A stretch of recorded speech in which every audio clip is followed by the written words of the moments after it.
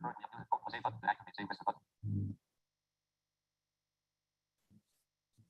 settings button menu.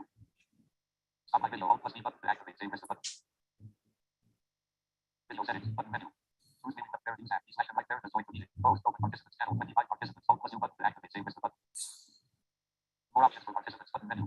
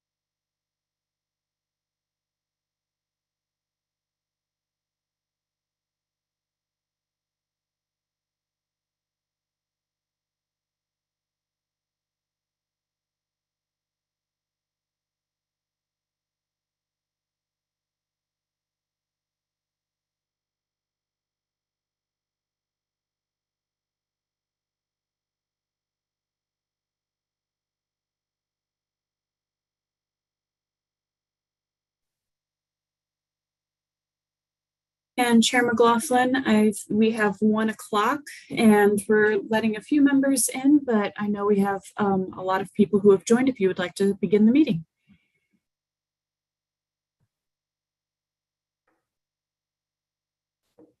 Okay, wonderful. Thank you very much. Good afternoon and welcome to the 2022 meeting of the EAC Board of Advisors.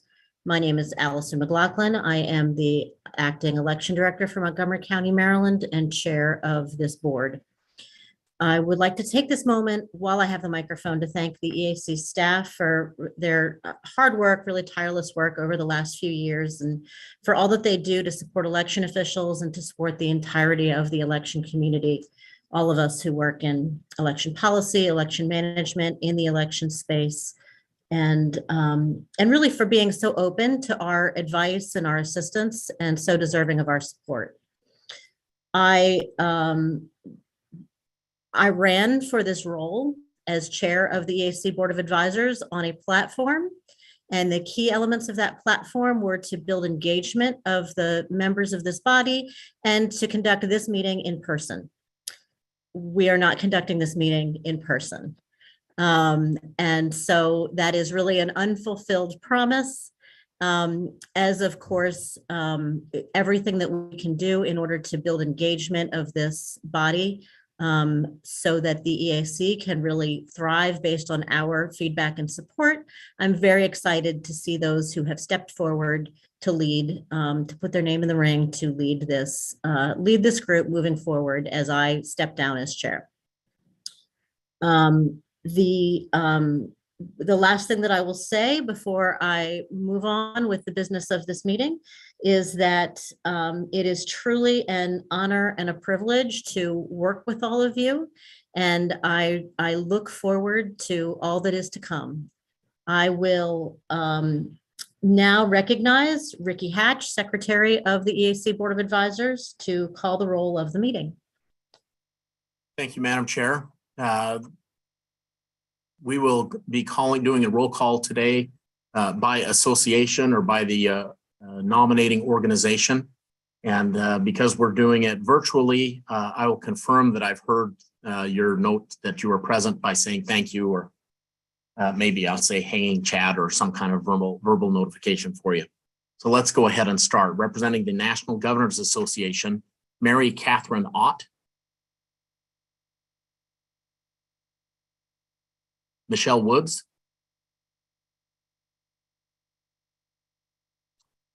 Okay, representing the National Conference of State Legislatures, Representative Kevin O. Bratcher. Senator Daniel Ivy Soto. Present. Thank you. Representing the National Association of Secretaries of State, the Honorable Ardoin.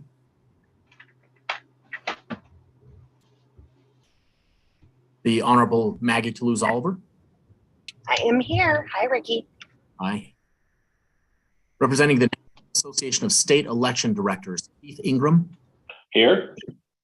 Linda Lamone. Present. Thank you. And thank you, Keith. I heard you on that one. Representing the National Associations, Ricky Hatch and Alisoon McLaughlin. I'm guessing Alisoon's here since I... Present. Okay. Representing the United States Conference of Mayors, one position is vacant.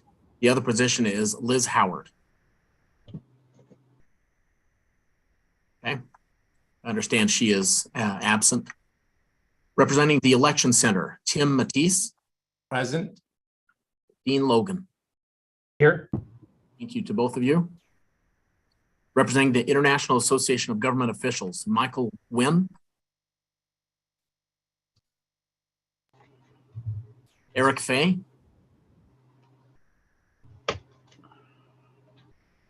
Representing the United States Commission on Civil Rights, Lita Mitchell.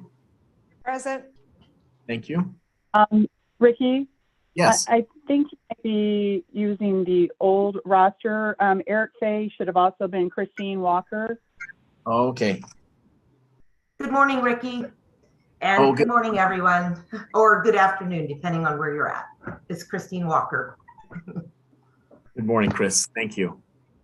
Michael Wynn is no longer on the, yes. That's right. Thank you for that correction. So for the United States Commission on Civil Rights, I have Cleta Mitchell as present. Jenny Carroll.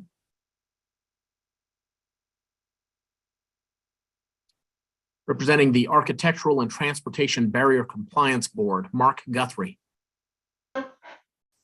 No, again, those two are now vacant positions. Okay. There should have been a revised spreadsheet that came to you. Mark Guthrie and Pat Camp are no longer serving, and they have not appointed anyone to those positions. Okay, thank you. Sorry for having You're welcome. an old using an old spreadsheet.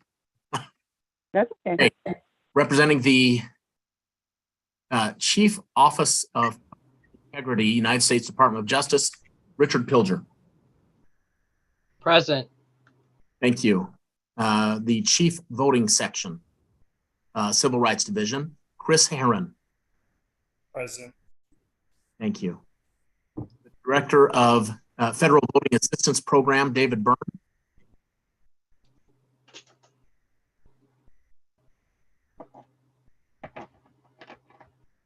Okay. Representing the Speaker of the House, Dr. Philip Stark.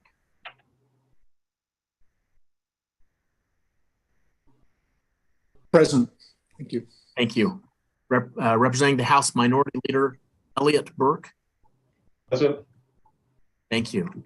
Representing the House Administration Chair, Gregory T. Moore. Present. Larry Norden. Present. Thank you to both of you. Representing the Senate Majority Leader, Sarah Ball Johnson. Here. Thank you. The Senate Minority Leader, Barbara Simons. I think you've got those reversed. Present. Oh, sorry about that. Okay, for House Administration, Ranking Member, John Fogarty. Here. Thank you. Don Gray. Present. Representing the Senate Rules and Administrations Committee, Ranking Member, James Dixon. Present. Thank you. Mark Ritchie.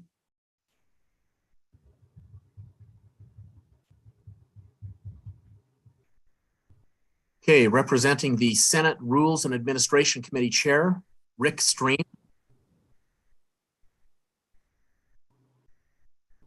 Jane Scholler. Yes, and I think on that you've got it reversed as well. So Okay. Wow. We are errors all over the place. Sorry about this. Okay. Has anyone joined the meeting since we began roll call who has not confirmed their attendance? Hey, Ricky, Eric Fay from IGO. Okay, very good. And Secretary Hatch, I have 2 individuals in the waiting room who I have sent messages to identify themselves. They just show phone numbers. So I cannot identify them. So therefore I cannot let them in. Okay. Thank you, Ms. Barton. Madam Chair, I show on the roll call, the individuals who have confirmed attendance that exceeds the required minimum of 18. So we do have a quorum present. Wonderful. Thank you very much. I will now turn the meeting over to EAC Chairman Tom Hicks for his welcoming remarks. Thank you, Chair McLaughlin, for giving me a moment to address the Board of Advisors annual meeting. It's good to see all the members here today, even with the old list, even though we're still virtual as well. I'd like to thank all of you for your service to the Board of Advisors and your valuable feedback provided to the EAC. The Board of Advisors is made up of members from many different fields, from academia to activists to election officials. As such, you bring an important perspective in addition to the input we receive from the Standards Board, the TDGC, and the new local leadership council. You've been appointed to this board to be stewards for your various constituencies, and today's meeting will include a robust and respectful dialogue. You'll be covering a range of topics during today's meeting, but I hope you get a feel for the EAC's many new resources for election officials.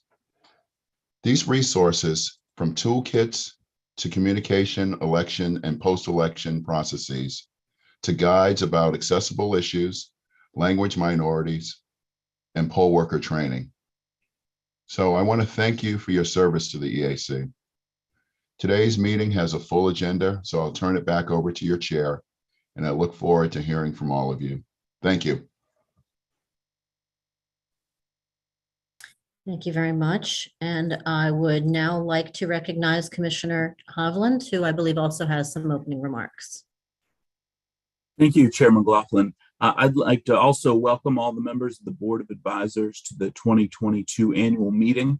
Thank you for your service to this board and the feedback that you've provided to the EAC. That input is critical as the agency continues to expand the resources we provide election officials across the country. Throughout 2022, the EAC is recognizing 20 years of the Help America Vote Act and reflecting on how the agency and election administration have changed since that landmark legislation was passed. This presents the opportunity to reflect, but also to look forward at how we meet the challenges the election administration community is now facing. During today's meeting, you'll hear about threats to election officials and how they can respond to protect themselves. You'll also hear about some of the highlights from last year and how the EAC is working to support election officials as they serve voters and combat the ongoing mis and disinformation that has eroded public confidence and challenged our democracy. As the agency continues to grow, it's important to hear from stakeholders about their needs and the needs of the communities they serve. Thank you again for your participation on the Board of Advisors. And as the new designated federal officer for the Board of Advisors, I look forward to continuing to work more closely this coming year. Thank you.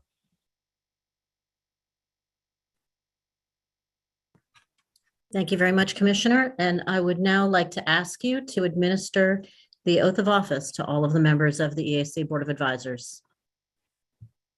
Great, thank you. If you all can repeat after me, but leave your microphones on mute so that we don't have less people talking over each other, that would be great. So if you can raise your right hands. I do solemnly swear or affirm that I will support and defend the Constitution of the United States against all enemies, foreign and domestic, that I will bear true faith and allegiance to the same,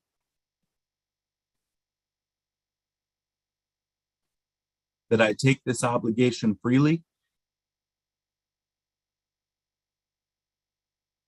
without any mental reservation or purpose of evasion,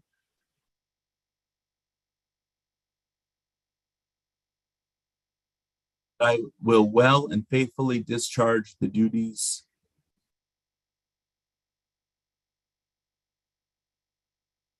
of the office on which I'm about to enter.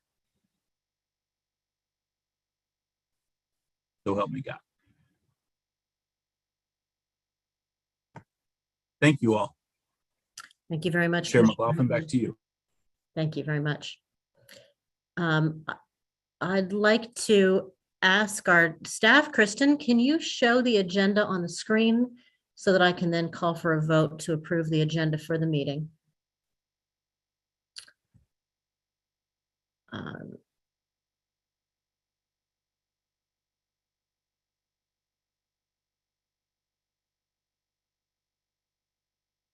And once we get to the bottom. Do I have a motion to approve the agenda for today's meeting? I move that we approve the agenda. Philip Stork. Do we have a second? Jim Dixon, I second. All in favor, say aye. Aye. Any opposed? Any opposed, say nay. In the opinion of the chair, the ayes have it. The agenda for the meeting is approved.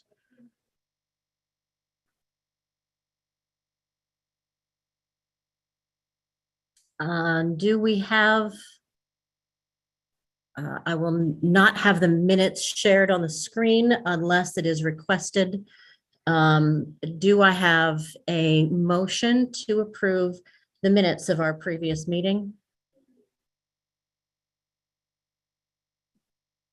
I move the meetings be approved from the previous meeting. Thank you. Is there a second? I'll second. All in favor, please say aye. Aye. Any opposed, say nay. In the opinion of the chair, the ayes have it. The minutes have been adopted for our previous meeting. And pursuant to the bylaws, I will now appoint the Election Certification Committee. I have appointed Larry Norden to serve on the Election Certification Committee and Sarah Ball Johnson and Dean Logan. The committee will receive the results of the election from Tina Barton of the EAC. will review and confirm voting procedures were properly implemented and followed, and will certify the result of the election. As a reminder, the bylaws permit voting by proxy for all board matters. A proxy committee was named today and reviewed the proxy designations. We received one proxy designation, which was for Liz Howard, who gave her proxy to Mr. Larry Norden. Without objection, these proxies are adopted. So pursuant to the bylaws, there is one nominee for the position of chair of the EAC Board of Advisors, and the election for that will therefore take place by voice vote. The nominee is for Greg Moore. I will entertain a motion to take a vote to elect Greg Moore as chair of the Board of Advisors. I move that we vote to elect Greg Moore as chair of the Board of Advisors. Is there a second? This is Sarah Johnson. I'll second. It has been moved and seconded that this body vote to elect the chair. I'll now take a voice vote to elect Greg Moore as chair of the Board of Advisors. All in favor, say aye. Aye. Aye. Any opposed, say nay. In the opinion of the chair, the ayes have it. Congratulations, Greg Moore, for your election as the new chair of the EAC Board of Advisors. Thank you very much. I appreciate your support. Thank you. We have one nominee for the position of secretary, and accordingly, the election of that officer will also take place by voice vote.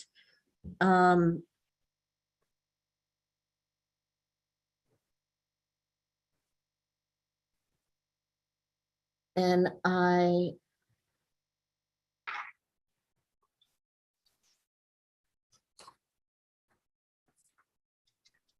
need to clarify information that is in what I have received here. So give me one moment to clarify.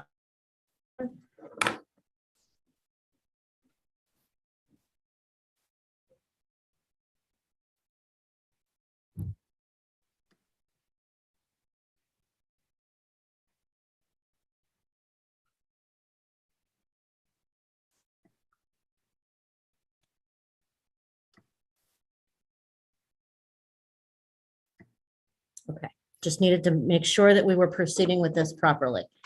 And so we are not moving on the vice chair position next. We are moving on the position of secretary next. So the nominee that we have is Mark Ritchie.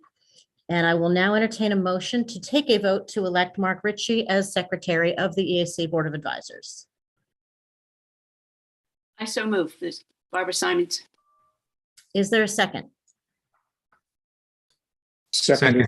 It has been moved and seconded. We will now take a voice vote to elect Mark Ritchie as secretary of the EAC Board of Advisors.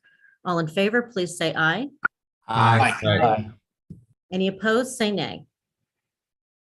In the opinion of the chair, the ayes have it.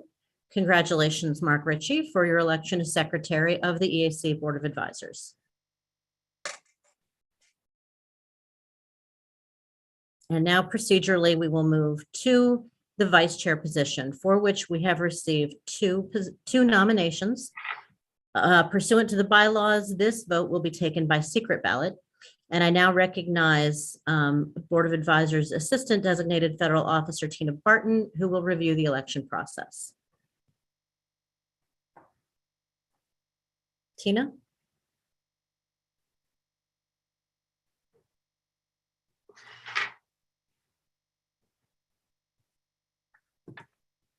Not sure if Tina is muted.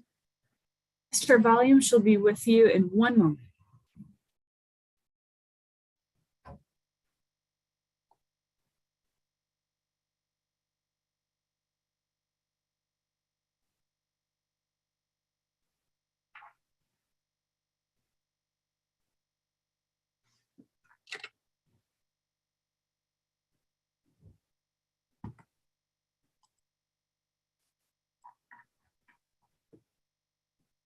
Chair McLaughlin, Tina's pulling together different audio and visual systems, so we apologize for the delay. Not a problem at all. Sorry about that. Somehow my volume got disconnected.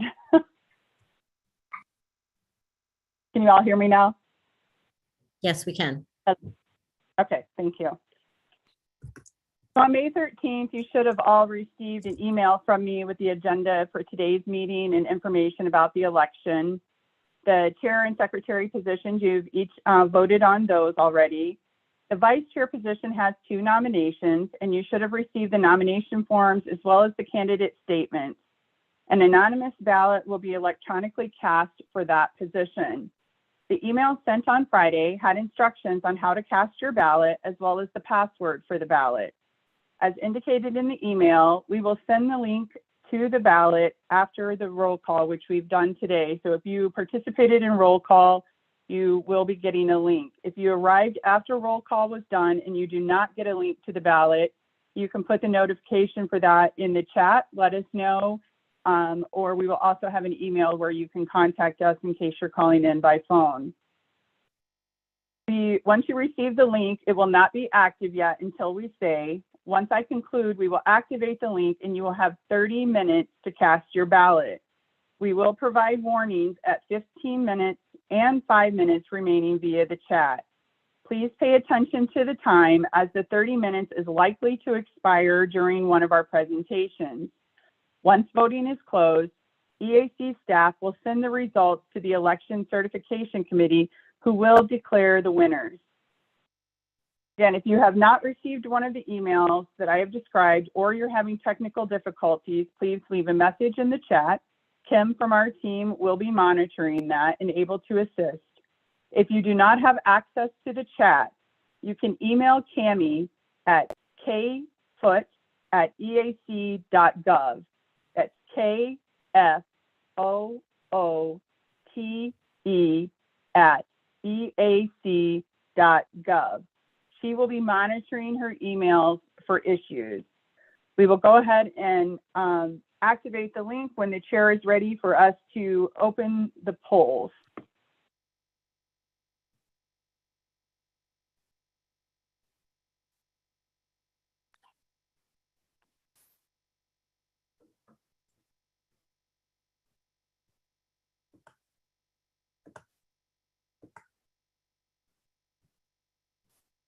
Chair McLaughlin, I'll turn that back to you. If you're ready, we will open the polls. Allison, it's Linda. Allison, it's Linda Lamone. There are several of us that have not gotten the link. Yes, I see. I see in the chat. Yep, the link is going out right now. They were waiting for me to be done speaking before they sent the link. So you should have the link in the next few minutes. And as soon as they notify me, so it's just been notified to me that the link was just sent. So we will start the clock if you're ready, Chair McLaughlin, for 30 minutes. I am just checking to confirm. I just received mine as well. And so, Linda, have you received yours? I do see a few others in the chat saying that they have received theirs. Yep, And I got it. Thank you. I Okay, got it. so it sounds like we don't have any major issue with the link being received. So thank you. Yes, let's go ahead and begin the 30-minute period for members to cast their ballots.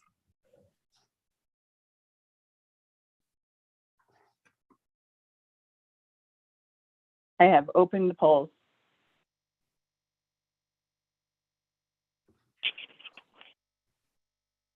What is the password? You should have a Oh, there it is. password in an email that you would have received on Friday from Tina. I did not receive that.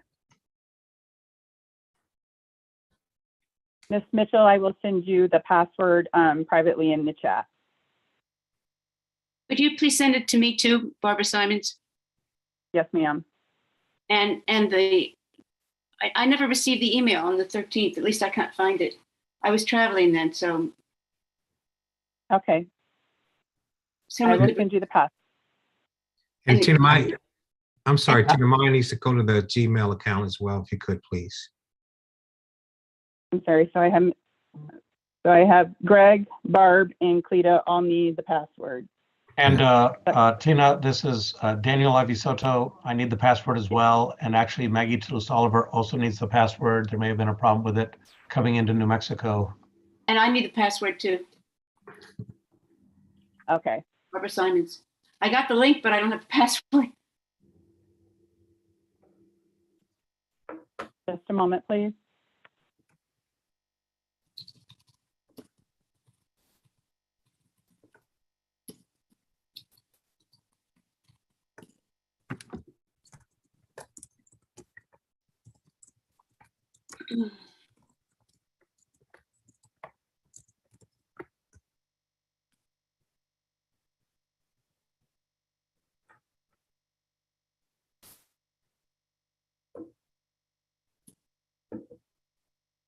Okay, I just sent another email out actually to everyone with the password. So if you don't get that in the next few minutes, please let me know and I will reach out to you personally.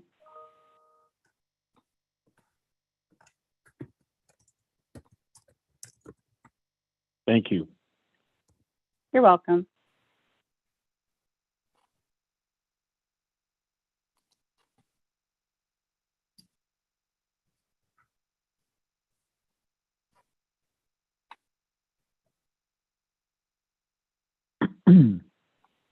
Madam Chair, while we're waiting, just wanted to let folks know that Kyle Ardoin did join after the roll call, so he is present. And also I noticed that I have recorded the attendees, a couple of them in the wrong column. And so the actual number of attendants right now I show was 24. Thank you. Thank you very much.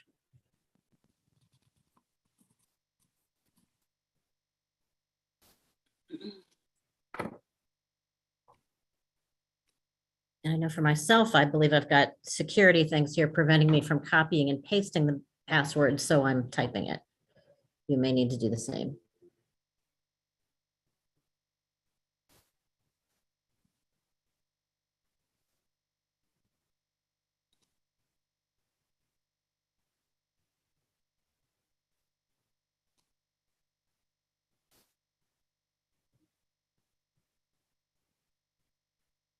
Is there anyone else who still needs the password or has everyone been helped?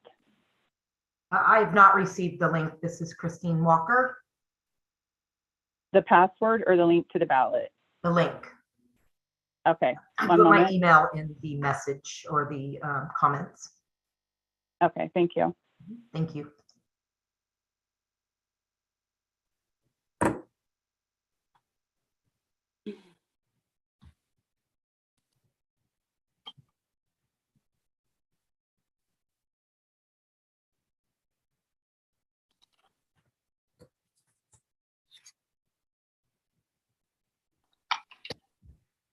This is Barbara Simons. I have a question.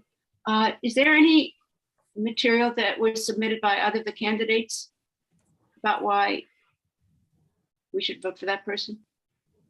Yes, ma'am. That was sent out a few weeks ago to each of you. You should have all gotten their nomination forms as well as their candidate statements. Just wondering if things have been lost. So what was it? Could you tell me the date, please? Just a moment, Ms. Simons, and I will look for that. Thank you. Sorry to bother you about that. No, The you're date- fine. Hi, it's Amanda Joyner. The date of that email was May 1st. I just looked it up, Tina. Thank you. It would appear that we have the technical questions largely resolved. And so I will ask, Amanda, would you like us to go ahead and proceed on to the next part of the agenda while members are casting their ballots? Sure, that would be great. And I believe I'm next, so. Great. I'll recognize then Amanda Joyner, Acting General Counsel to the EAC, for the overview of the FACA membership guidelines and bylaws.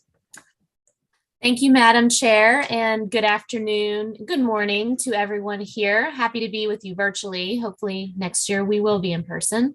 I'm here today to give you a short presentation on FACA board membership, as well as a brief overview of the bylaws procedure, which brought the amendments to you for your consideration later today. So if you give me just a moment, I will share my screen and we will begin.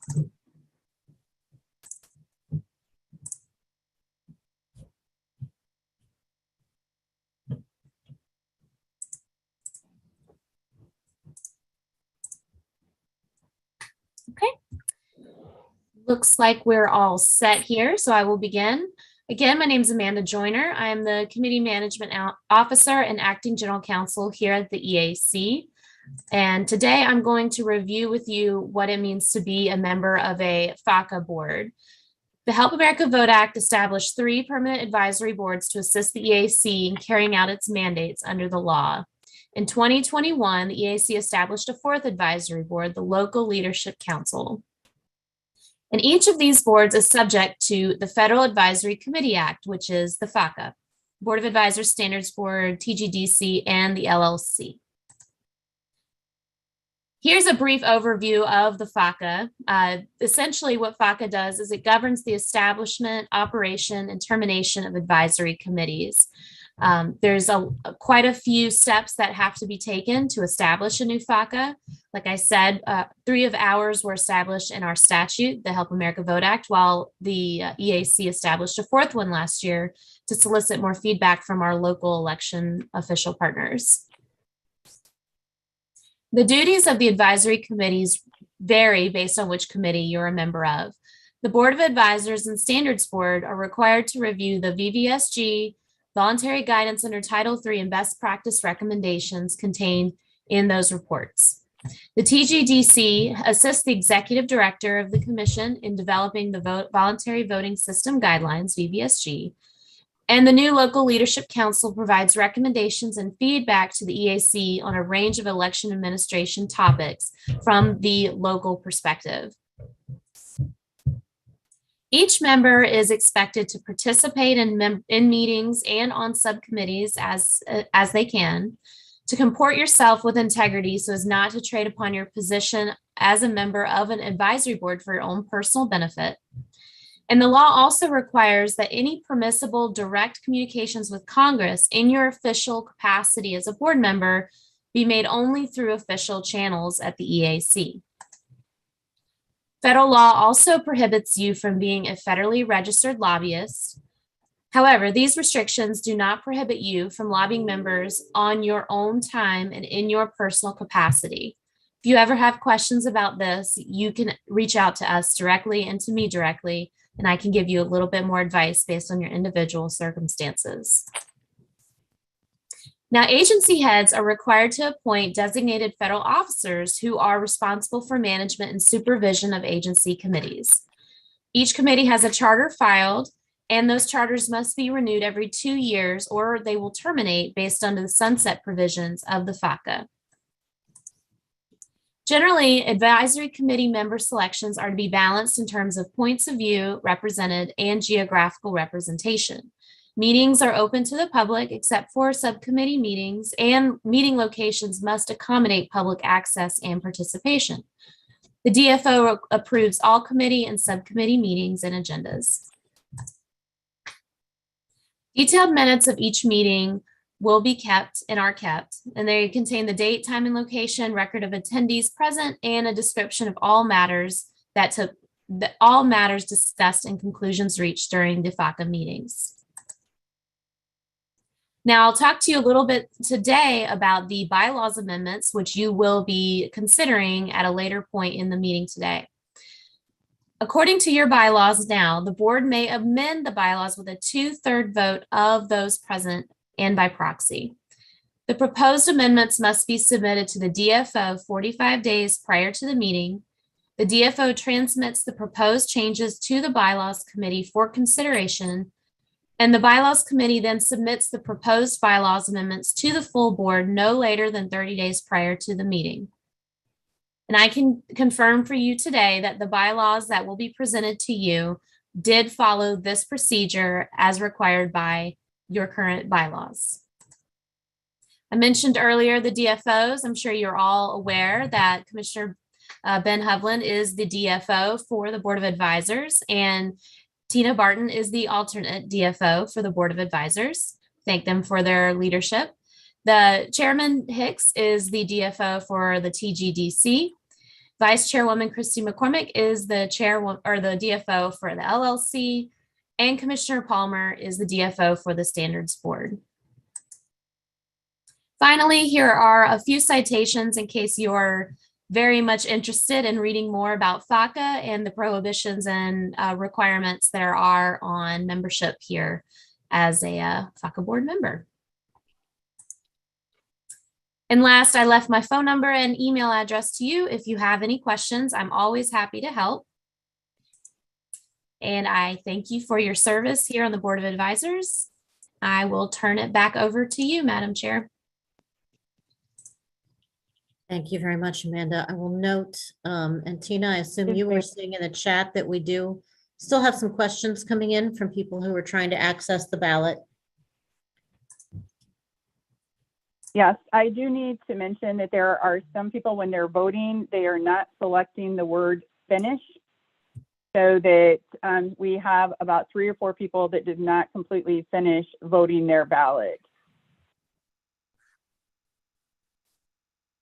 So make sure that once you have selected, you go to next, and then you have to select finished, or it will not count your ballot. Okay. How much time do we have remaining on the vote? You have 17 minutes. Okay. Do we have, Amanda, do we have any further information to provide as far as the bylaws?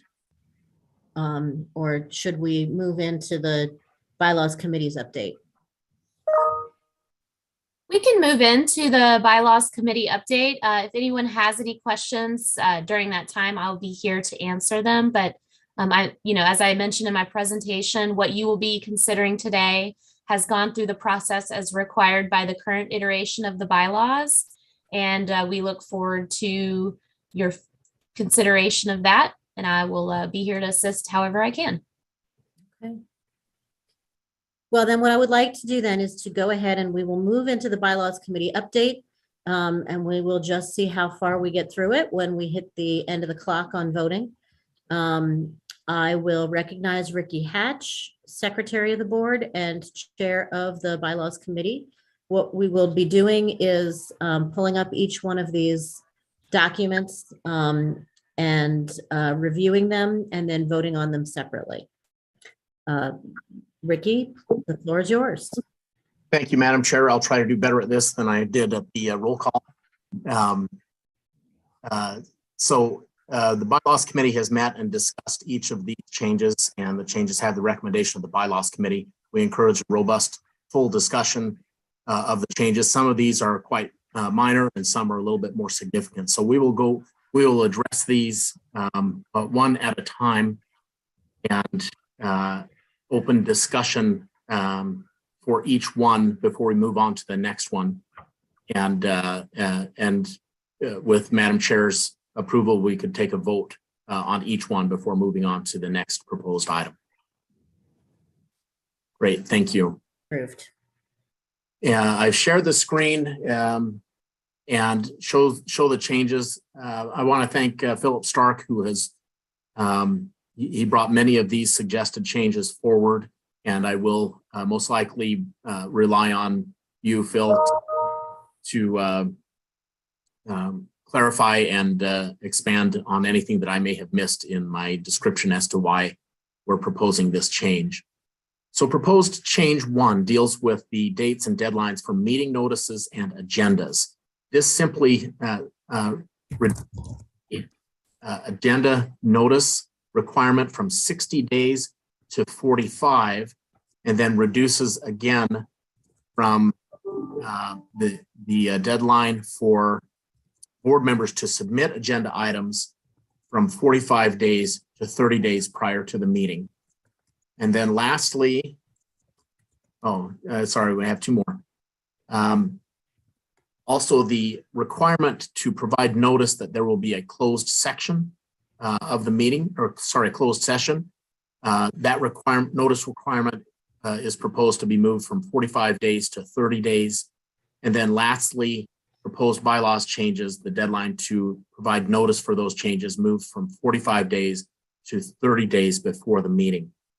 The thought process here is that moving the deadline a little bit closer to the meeting will provide a little bit more flexibility in being able to address any issues that have arisen closer to the meeting, and but still provides sufficient time for EAC staff to prepare all of the required documents and obtain all of the necessary approvals.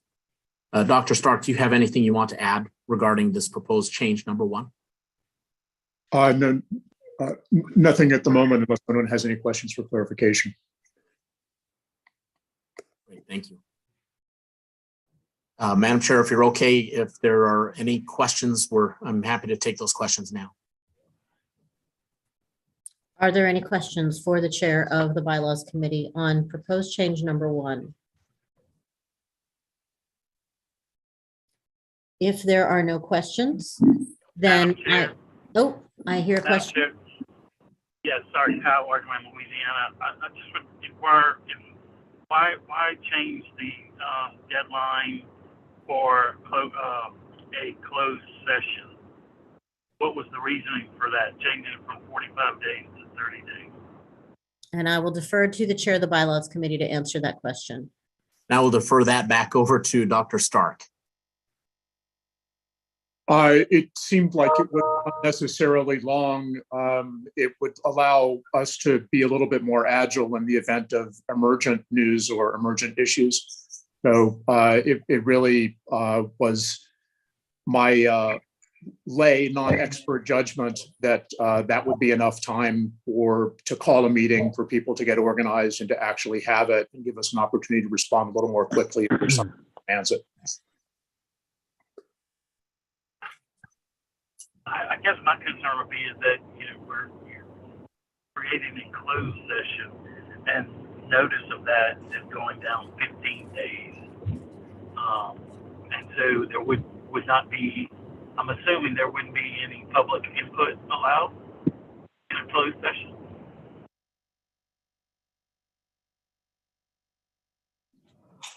That's my understanding. Yes.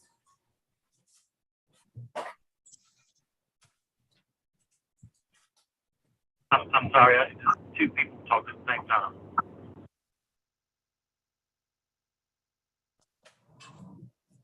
Yes, Kyle, that's my understanding. This is Ricky. My understanding that in closed sessions there's comment allowed. Hi, this is Amanda Joyner, Acting General Counsel. I can confirm that a closed session is closed to the public, and the bylaws and federal law generally have certain requirements for a closed session. It has to be for specific topics, and that has to be verified as well before the session can be closed. And can you help me with what's in there in a closed session? Is that like personnel issues, or is that something broader like general policy issues? So that's actually, I think, addressed elsewhere in the document. Forgive me for jumping in, but typically closed sessions would be closed because of concerns about national security or something sensitive that wouldn't be appropriate to discuss in front of the general public, at least at that stage. Please correct me if I'm wrong. I understand that. Folks, this is Mark Robbins, the interim executive director. In addition to national security issues, obviously, if we were dealing with issues with regard to manufacturers or systems, we would close if we were getting into proprietary information that's unique to those organizations that would need to be protected. National security, if there were personally identifiable information dealing with individuals, we would have to close it. So there are very limited reasons that a FACA board would close its proceedings, but they're very definite. Thank you for that. I guess my question would be, or my concern is that if there are issues that are going to be addressed, and those issues are on the agenda, and I certainly understand the need for those issues to be discussed in closed session. We're not opposed to that. But if there are individuals or concerned entities that want to provide information, we've now cut their ability, the time frame down by 15 days. And I just have concerns with that, but I'm not going to hold up the debate that early on this. Are there any additional questions or clarifications that anyone has about this proposed bylaw amendment before I call for a vote? Question, this is Cleta Mitchell. Yes. Are we just talking about proposed change number 2? Are we going to vote on these seriatim or? Because I have a question about number 4.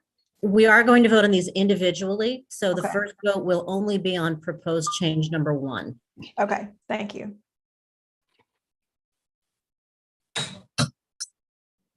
I will note that these a 2/3 vote is required for any of these amendments to be adopted by the body.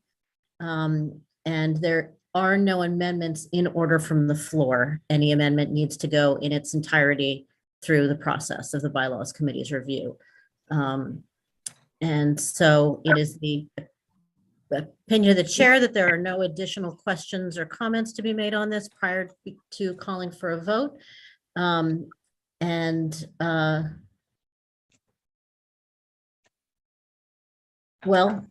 did ask for opinions or questions. I do not know if there is any further debate on the question.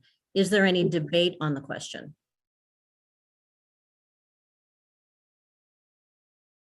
Hearing none, then. Madam Chair, if you're asking if there are any objections, this is Kyle Orton, Louisiana. I'm going to object to this.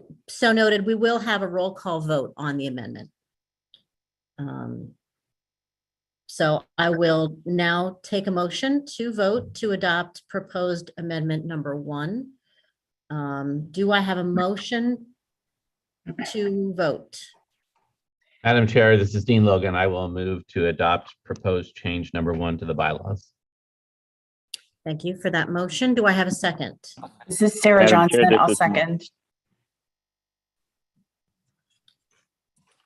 Okay, I will turn to our both Bylaws Committee Chair and Secretary to go through the roll. And when you are called, please cast your vote by stating aye or nay. Secretary Hatch, would you like for me to call the roll? Yes, if you wouldn't mind. Thank you. Thank you, sir. Representative Bratcher. Senator Daniel Ivy Soto. Yes, please. The Honorable Kyle Ardorn. Nay. The Honorable Maggie Toulouse Oliver. Yes. Keith Ingram. Yes. Linda Lamone. Yes. Ricky Hatch. Yes. Allison McLaughlin. Yes. Liz Howard, and I believe Mr. Larry Norden has her proxy vote. I'll vote yes for her. Tim Matisse. Yes. Dean Logan. Yes. Eric Fay. Yes. Christine Walker.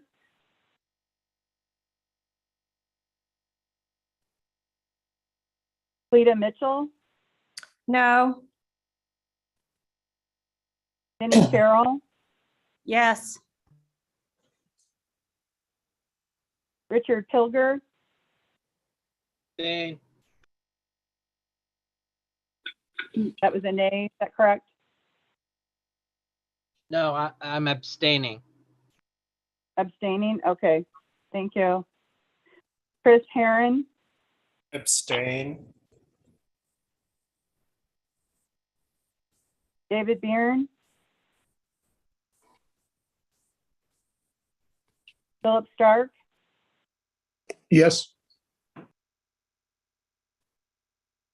Elliot Burke, No. Barb Simons, Barb Simons, Sarah Ball Johnson, Yes. Gregory Moore, Yes. Larry Norden, Yes. Don Fogarty, No. Don Gray, No. Jim Dixon,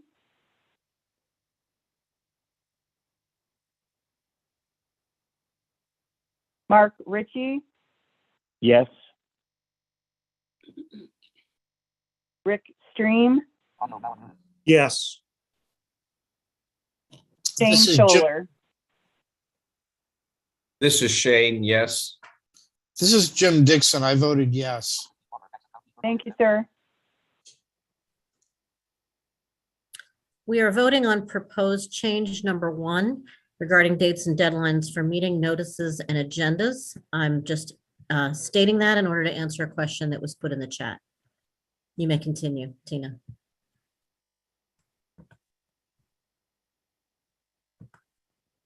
Okay, I have a total, and I'll ask if someone confirm. I had 18 yeses, 5 nays, and I had 2 abstains. I lost my screen during the voting, so I don't think you got my vote. You're So, correct, ma'am. I did not. so this is Barbara Simons. I vote yes. Thank you, ma'am. So that And makes this is 19. Christine Walker. I did not hear my name either, but may have been called, and I vote yes. Yeah. Okay, thank you. We did call on you. Okay. So that makes 20 yeses. Is there anyone else who was missed during roll call vote? So I have 20 yeses, 5 nays, and 2 abstains. Thank you very much. In the opinion of the chair, then, the ayes have it. The vote is now complete and proposed change number 1 is adopted. How much time do we have left in voting for the position of vice chair?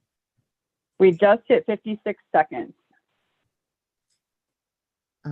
Then I will go ahead and we will move on to proposed change number 2. Except that I will note that anyone who is having any technical issues with casting their ballot, please say so in the chat now so that we can flag that before voting closes. And I authorize the EAC staff to go ahead and address any issues in the chat and work with the election certification committee upon the closing of the polls. So while that staff work is going on behind the scenes, Ricky, if you would like to continue with the presentation of proposed change number 2, please do so. Thank you, Madam Chair. Proposed change number 2 deals with closed sessions, which we had talked about briefly. This changes, it strikes the requirement to consider matters involving industry or others and replaces it with the public. And I will ask Mr. Philip Stark if you would please explain the reasoning behind this. Thank you. I was concerned that the current word, I'm sorry, am I audible? Yes, you are. Okay. I was concerned that the current wording wasn't merely protecting, say, trade secrets, but was protecting commercial interests. And I think that elections require as much transparency as we can possibly have. Closing a meeting because it was not in the interests of a vendor did not seem like the right message or the right approach for the EAC Advisory Board to be taking. That said, considering what's in the public interest in a larger sense seems exactly where we should be. And to the extent that that does include private commercial interests, it includes private commercial interests. So this was really a change in emphasis. I'm not sure whether it amounts to a substantive change or not. Thank you, Mr. Stark. And the Bylaws Committee did talk about this a fair amount and regarding proprietary information or things that could harm a vendor. And our thoughts as a committee were that if it would be harmful to one of the election providers, we felt that it could be interpreted that it would also be harmful to the government who uses their services. And so that was one thing that the Bylaws Committee discussed. I'm now open to any questions or comments. What I'd actually like to do is to go ahead and entertain a motion to adopt proposed change number 2. And once we have a motion in a second, then I will open the floor for debate. Do I have a motion to adopt proposed change number 2? Madam Chair, I'll make that motion. This is Ricky. Thank you. Do we have a second? This is Sarah Johnson. I'll second. Okay, the floor is open for debate on the question. Is there any? This would be a good time for you to ask any questions that you have as well.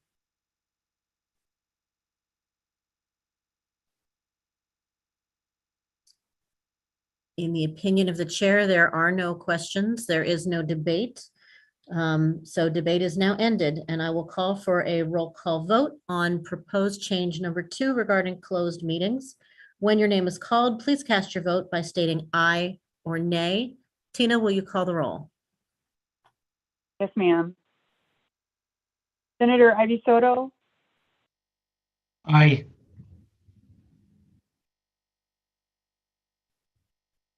the Honorable Kyle Ordone, sorry. Yes. The Honorable Maggie Toulouse Oliver, Yes. Keith Ingram, Aye. Linda Lamone, Aye. Ricky Hatch, Aye. Allison McLaughlin, Aye. Liz Howard, proxy Larry Norden, Aye. Tim Matisse, Aye. Dean Logan, Aye. Eric Fay, Aye. Christine Walker, Aye. Walker, Yes. Cleta Mitchell, Cleta Mitchell, Jenny Aye. Carroll. Aye. Okay, thank you. This is Jenny Jenny- Carroll. Aye. Thank you. Richard Pilger, Abstain. Chris Herron, Abstain. Philip Stark, Aye.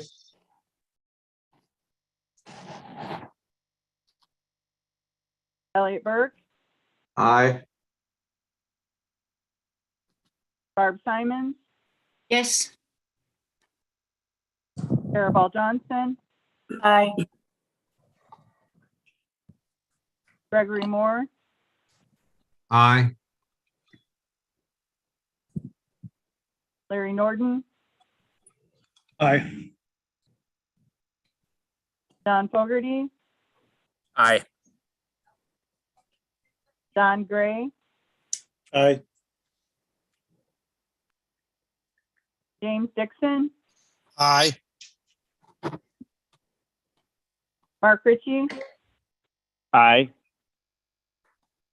Rick Stream, Aye. Shane Scholler. Aye.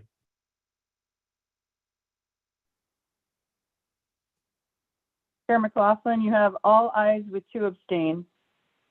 Thank you. In the opinion of the chair, the ayes have it. The proposed change number 2 is adopted. And Tina, would it be in order for us to move on to proposed change number 3? Or do we need to do anything administratively regarding the close of the polls and the vote at this time? No, we're all set. So you can go ahead and move on to change number 3. Thank you. Perfect. Thank you very much. And I will turn the floor back to the chair of the Bylaws Committee to review proposed change number 3. Thank you, Madam Chair. Change number 3 deals with proxy designations.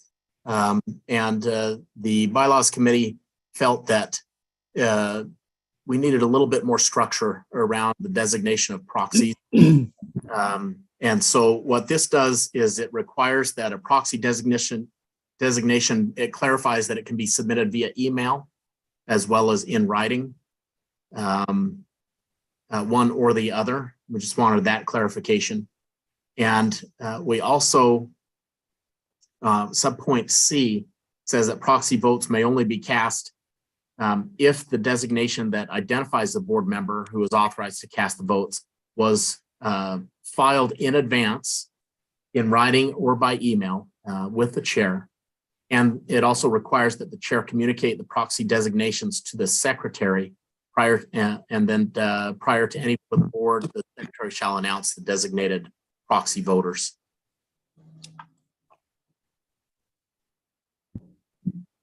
Chair, that's all I had as far as Okay. descriptions. Great. Thank you very much. I will take a motion to adopt proposed change number 3. So Madam moved. Chair, this is Dean Logan. I will make a motion to approve proposed change number 3. And this Do I is have a Peter second? Mitchell. I moved a second. Thank you very much. I will now open the floor for debate on the question. Do we have any debate?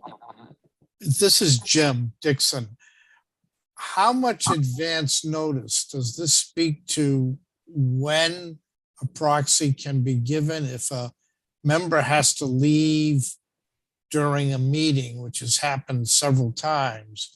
Can you give a proxy at that point? Chairman Hatch?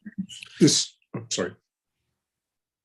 I will look that up right now, but Amanda Joyner, you may have more immediate knowledge of the timing requirements. Sure.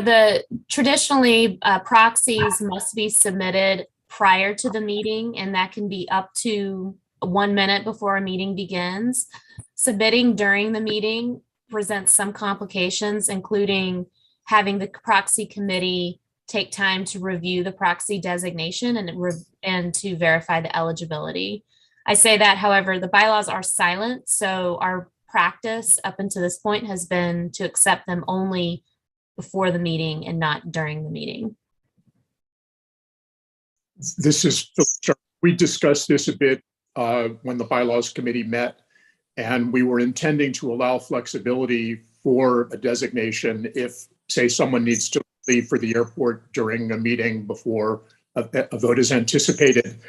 We didn't want to be too prescriptive, though, because the designation of a proxy depends on the chair actually checking email or this or that in order to verify that it has happened. So this does impose a burden on the chair to necessarily take extra measures to ensure that he or she has collected all the proxy designations, but allows for that possibility if something happens before a vote. So we're sort of intentionally mute. I will also note as the chair that I was present for the conversation on this point, and there was some fairly extensive discussion about it. And we have made those exceptions in the past where we have had situations where somebody was leaving for the airport and there was a vote, and we have allowed for proxy designations at that point. And the use of the word timely, from what I recall of our discussion, introduced some additional subjectivity that I believe the committee actually wanted to remove, and that if a proxy is filed in advance of a vote, that it ought to be recognized without needing to sort of enter into a discussion of what timely is. Advance is advance. Is that a fair characterization of the discussion? Yes. And I would also like to note, considering those discussions, if you look at point E in the current bylaws right here, it says proxy votes shall be accepted for all board votes. So without that prescription about, having the votes before the meeting, that would give you the flexibility you need to accept during the meeting. So while you're still silent, that does allow for that to take place as you describe. Do we have any further discussion or debate on the question? Yes. Kyle Argument. So I guess my question is, taking out timely, and it says has been filed in advance with the chair in writing or by email. So are you all telling us that the interpretation is it's before any vote being taken or before the board meeting itself? Because I was interpreting this as board meeting, not any individual vote. I will defer to Chairman Hatch. I had a little bit of trouble hearing the full question. I think that, I don't know if we need to have Kyle repeat his question, or were you able to hear it well enough to answer? I apologize. I wasn't able to decipher enough. Is this better? Oh, much better. Thank you. Okay, sorry about that. So my question is, if we're taking out timely, and we're saying that it has to be filed in advance with the chair in writing or by email, then are you all saying that the interpretation is before any vote? Or my interpretation would be it would have to be before the meeting. That's the way I read this, but I'm just trying to get clarification of intent. That's a good question, Kyle. And Philip or Allison, please correct me if I'm saying this wrong. Our thought was that would be in advance, means in advance of the vote, because in those instances where someone has to leave the meeting, for example, either they don't feel well or need to go, they could still vote for while they're there, but then have a proxy for any votes that they would miss. That is my interpretation as well. Mine too. Is there any further discussion or debate on the question? Hearing none, debate has ended, and I will call for a roll call vote to adopt proposed change number 3 regarding proxy designations. Tina Barton, would you please call the roll? When you're called, I should say, please cast your vote by stating aye or nay. Tina, will you call the roll? Yes, ma'am. Senator Ivy Soto, Aye. the Honorable Kyle Ardone, Nay. the Honorable Maggie Toulouse Oliver, Aye. Keith Ingram, Aye. Linda Lam, Aye. Ricky Hatch, Aye. Allison McLaughlin, Aye. Liz Howard, proxy Larry Norton, Aye. Tim Matisse, Aye. Dean Logan, Aye. Eric Fay, Aye. Christine Walker,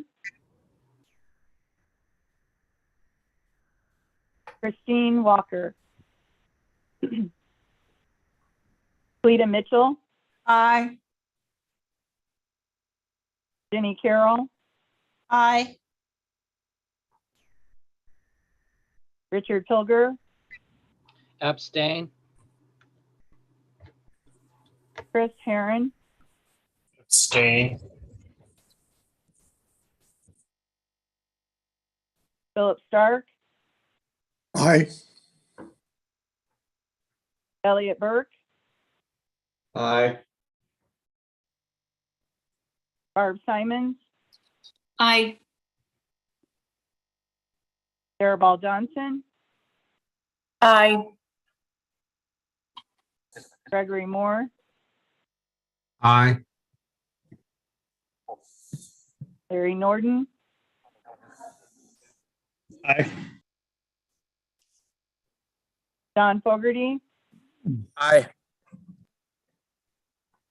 Don Gray, Yes. Jim Dixon, Aye.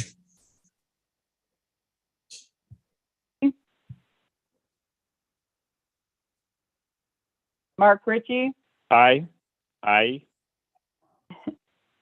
Rick Stream, Aye. Shane Scholler. Aye. The ayes have it. Okay, thank you very much. The opinion of the chair, the ayes have it. The vote is complete and proposed change number 3 is adopted. Chairman Hatch, would you like to please continue on with item number 4? Thank you, Madam Chair. Item number 4 has a couple of very minor changes and then some that are more significant. So we'll talk. The minor changes are simply changing the reference to the Voting System Standard Committee to the correct reference, which is the Voluntary Voting Systems Guidelines Committee. And then the more substantial change, currently the committee, the bylaws specify particular organizations having a representative sitting on this committee. Keep in mind, this is not in reference to the actual VVSG standards committee. This is a reference to a committee within the Board of Advisors that discusses the VVSG. Originally, it had up to 11 members, and it was specified how many members, a minimum of how many members would come to be represented by certain groups. The Bylaws Committee talked about this and felt that maybe rather than specifying which organization had to have somebody, we could focus more on the skills that each organization would bring, or the skills that would be desired to be on this committee. And so the committee, the Bylaws Committee, broke it down into more skills or experience. And that's what we have here under subparagraph C.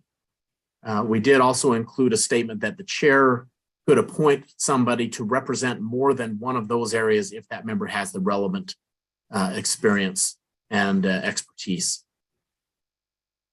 And with that, Madam Chair, I'm available for any questions. Great. We will take questions as part, well, let's go ahead. Are there any questions, not debate, but questions for the chair? I have a question, Cleta Mitchell. Thank you. Yes. Are the members or the areas of expertise described?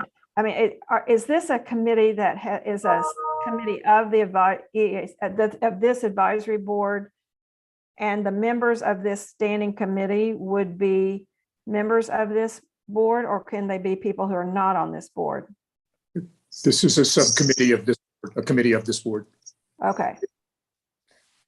Thank you. I have one other, I don't know when this would be appropriate. I have a comment, but it's not a question, it's just a comment. Please go ahead. Well, the one thing I think is important that this will be, you will hear this from me on numerous occasions. I think that one of the things that is missing here is transparency and citizen engagement. As you all know, there's a great deal of conversation among citizens about the voting systems and all. And if there's one area where I really think we need to take steps to try to make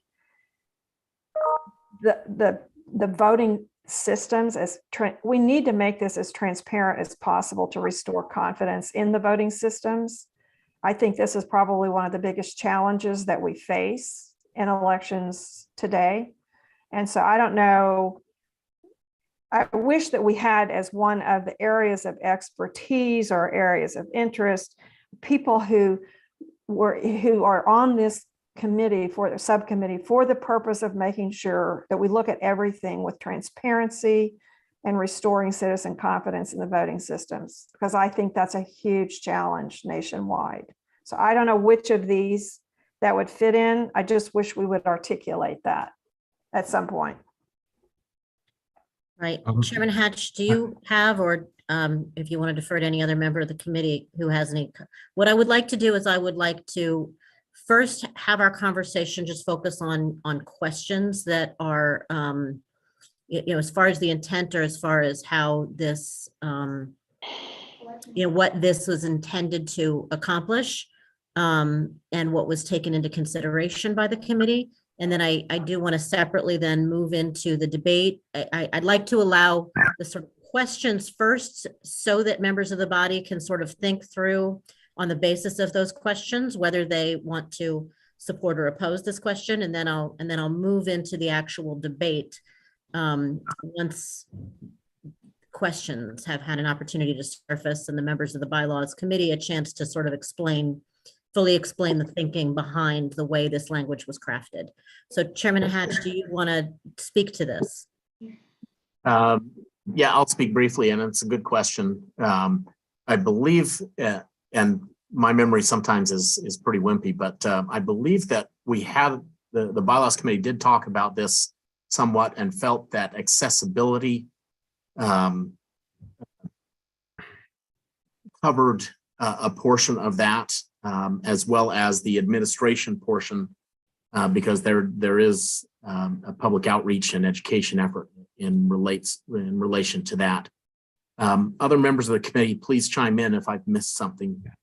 Yeah, yes, Madam Chair. I think there was a conversation at that committee meeting where we talked about advocacy as the place where some of those folks might fit. I want to ask a question, though, whether or not there's a comma between disability and advocacy. I thought there was. I thought it was disability, advocacy, and assistance technology, but I may be reading that wrong. But I believe I thought we had talked about that at the committee meeting as well. First, I want to agree with Ms. Mitchell that transparency is absolutely essential, I think, to restoring trust or building trust and trustworthy systems. I would have put that under election verification and the ability of the public to confirm that election results are correct. I sort of feel it's part of that. It's also, it really, I think, plays a role in many of these things, including election law, including election technology, and including the advocacy and assistive technology that you mentioned before. But we have not called it out as a separate area of expertise, even though it is an area of concern and interest. What organized our thinking around this was thinking about what experience and expertise, what skill sets would be valuable to have on the VVSG subcommittee, the VVSG committee rather, as members of the AB. The AB already representing a diverse group of organizations and interests. So it's already selected from people who have been selected for those attributes.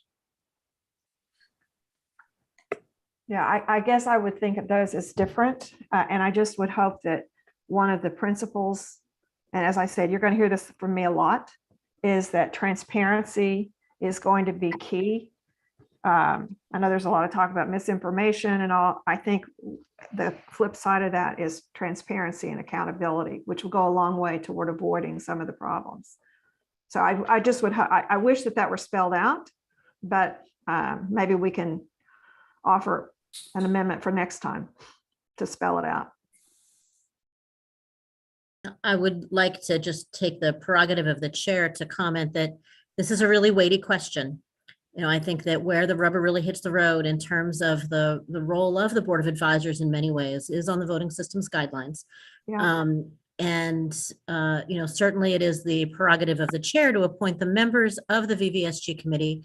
And the way that we have, I would say, from the genesis of HAVA, really thought about this is in terms of who is the appointing authority.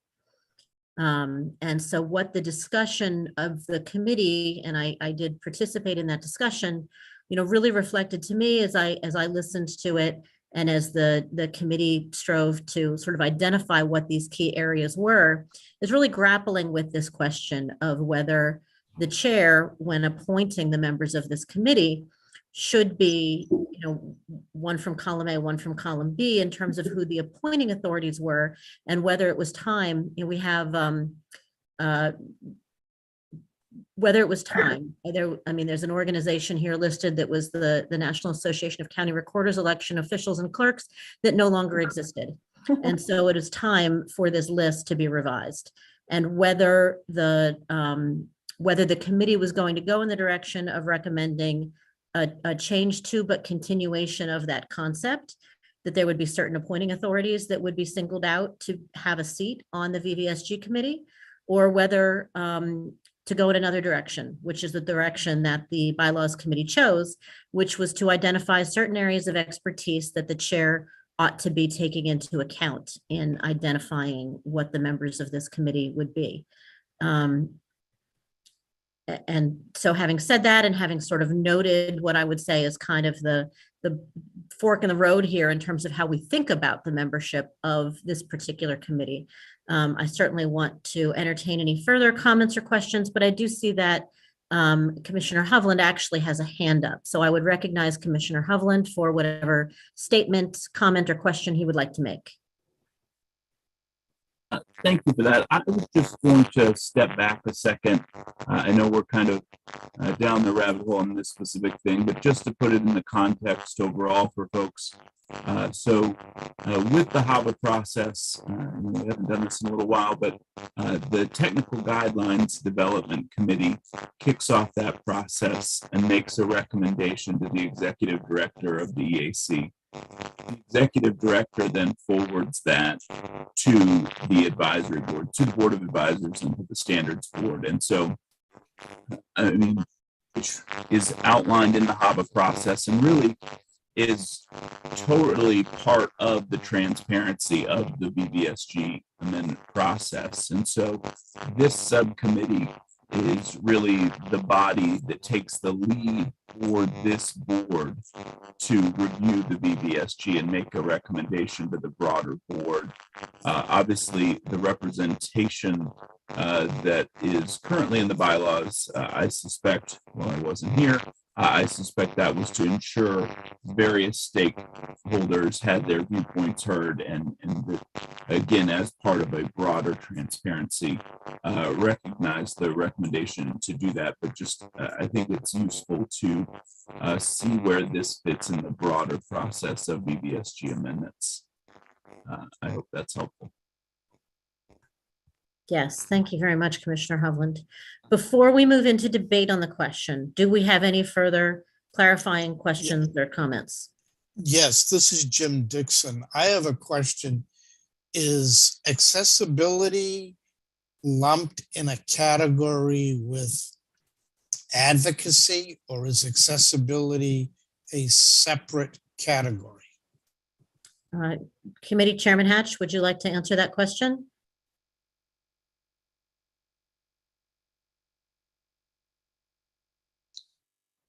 I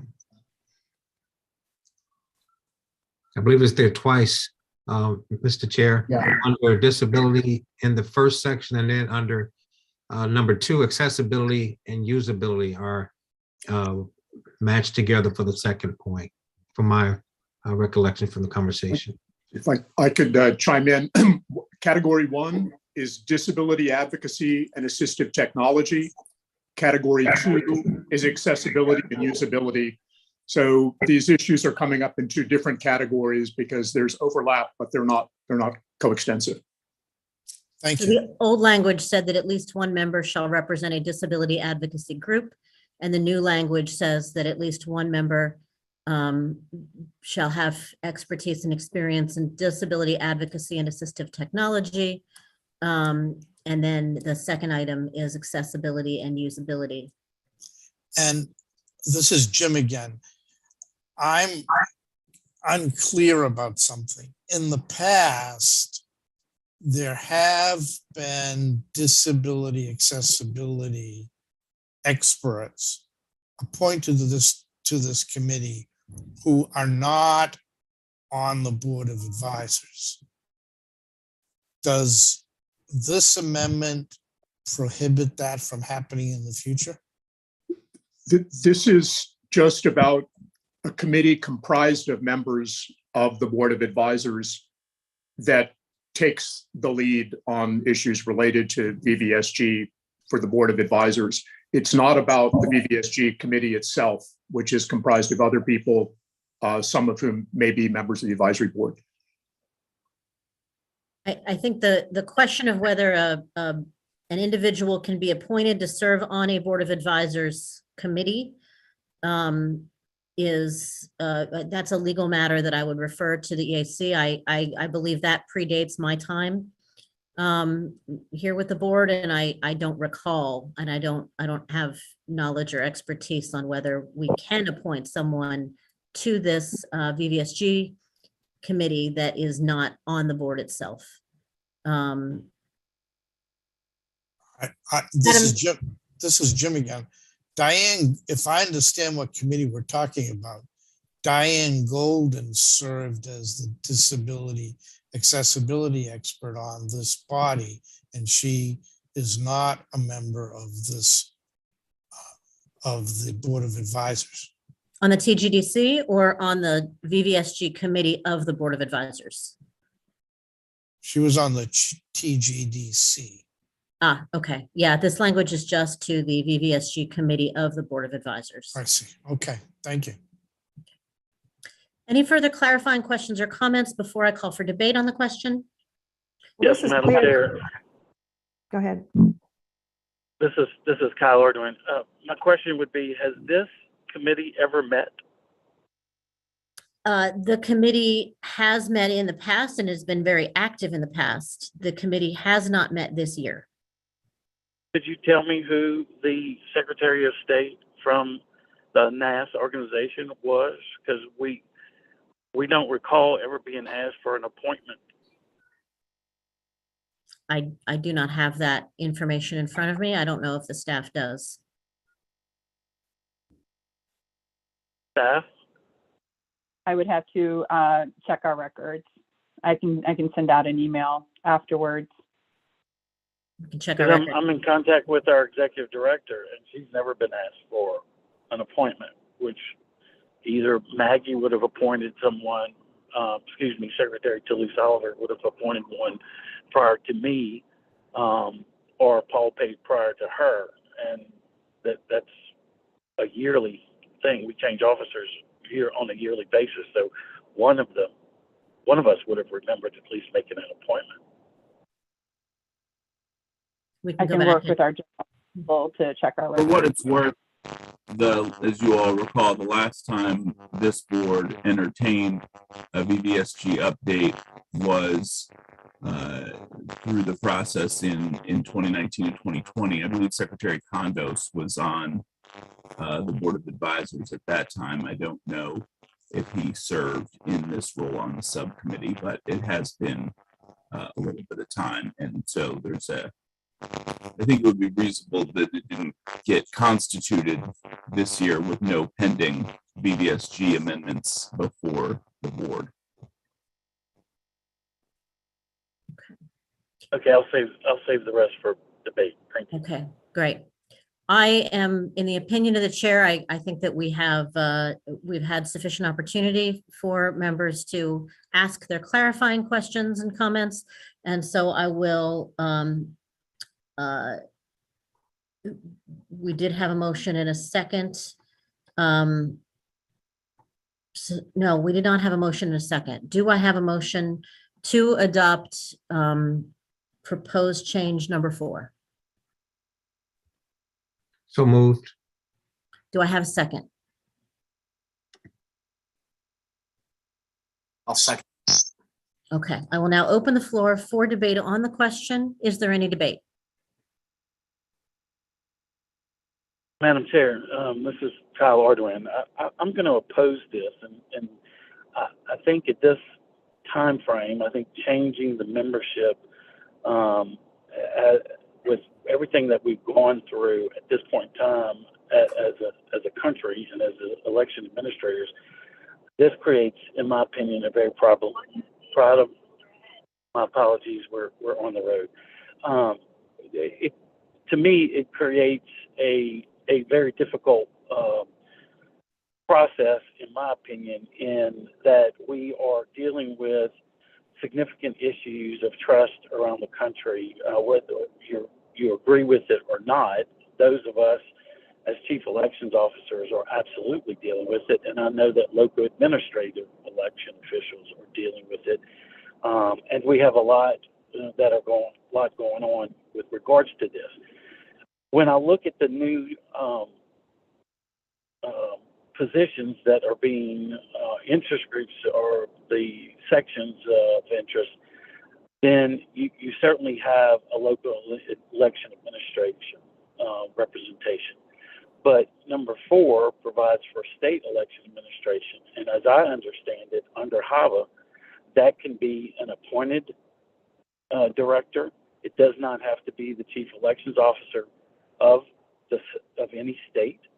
And with us as chief elections officers, I think it's significant that we be part of this process.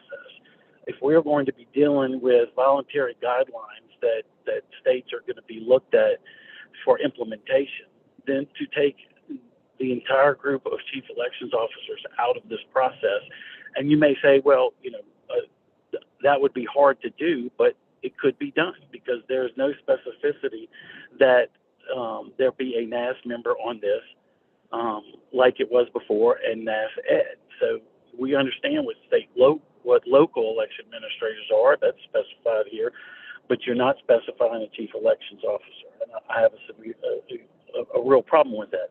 I also think you have a problem with number 1, little I and double I.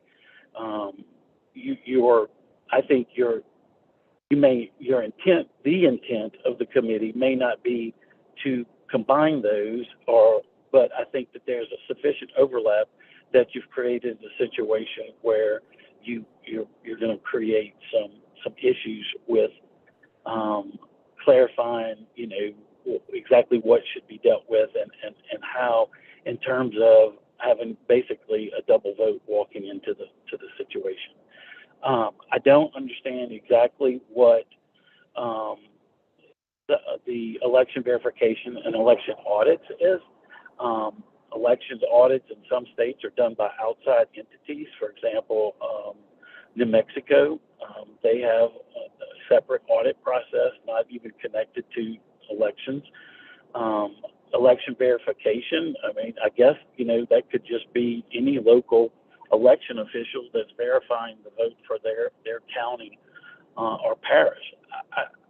As much hard work as I can see that you all put into this, I think this creates significant issues.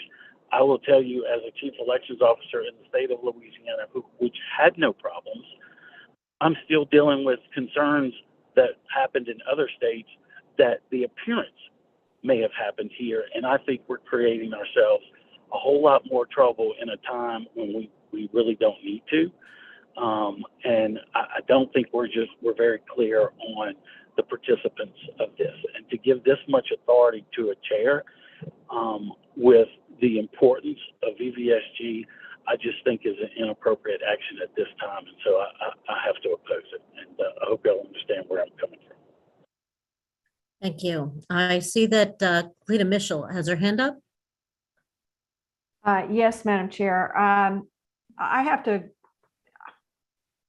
agree that I know that the subcommittee or the bylaws committee has recommended these to change the designation from particular organizations to particular skills or expertise. But I think 1 and 2 I think they're the same thing. They're duplication, which is an overemphasis, I think, on something that it should be included, but I don't think it should have double inclusion. When you're talking about election law, I think that you need to have, voter rights and enfranchisement, but also I think you have to have something about enforcement And I think you have to have something about transparency and accountability, because if you want to pick the one thing that I hear about and that citizens are talking about, and that I think is and I'm not somebody who believes that there was some big issue with the voting machines. And I get a lot of attacks because I don't admit that to people. I say that I don't believe that happens. But there is such suspicion among millions of Americans that I think that failure this must be an advisory board to the EAC, and this is a subcommittee. And I think there's no issue more important to the work that is being done by election officials than to somehow figure out how to restore confidence in the voting system, the software. There's just so much suspicion. And I think there's nothing in this committee or this standing committee that would acknowledge that. People think that the vendors control everything, and they're very suspicious. And I think I think this should go back to the drawing board for another. I would even recommend that there be a special meeting to consider a change in this. But I would not want to see, and even if we adopt this, I still think it needs to go back to the drawing board and come back with some recommended changes to address some of these issues, because I don't think this is finished work. Thank you very much. Is there further debate on the question? May I respond with some comments I hope will be clarifying? Please do, yes. And then after Philip, I see that Jenny Carroll has a hand up. So with regard to the trustworthiness of the systems, I think the last three items, cybersecurity, election verification, election audits, and election technology, were intended to encompass part of that skill set.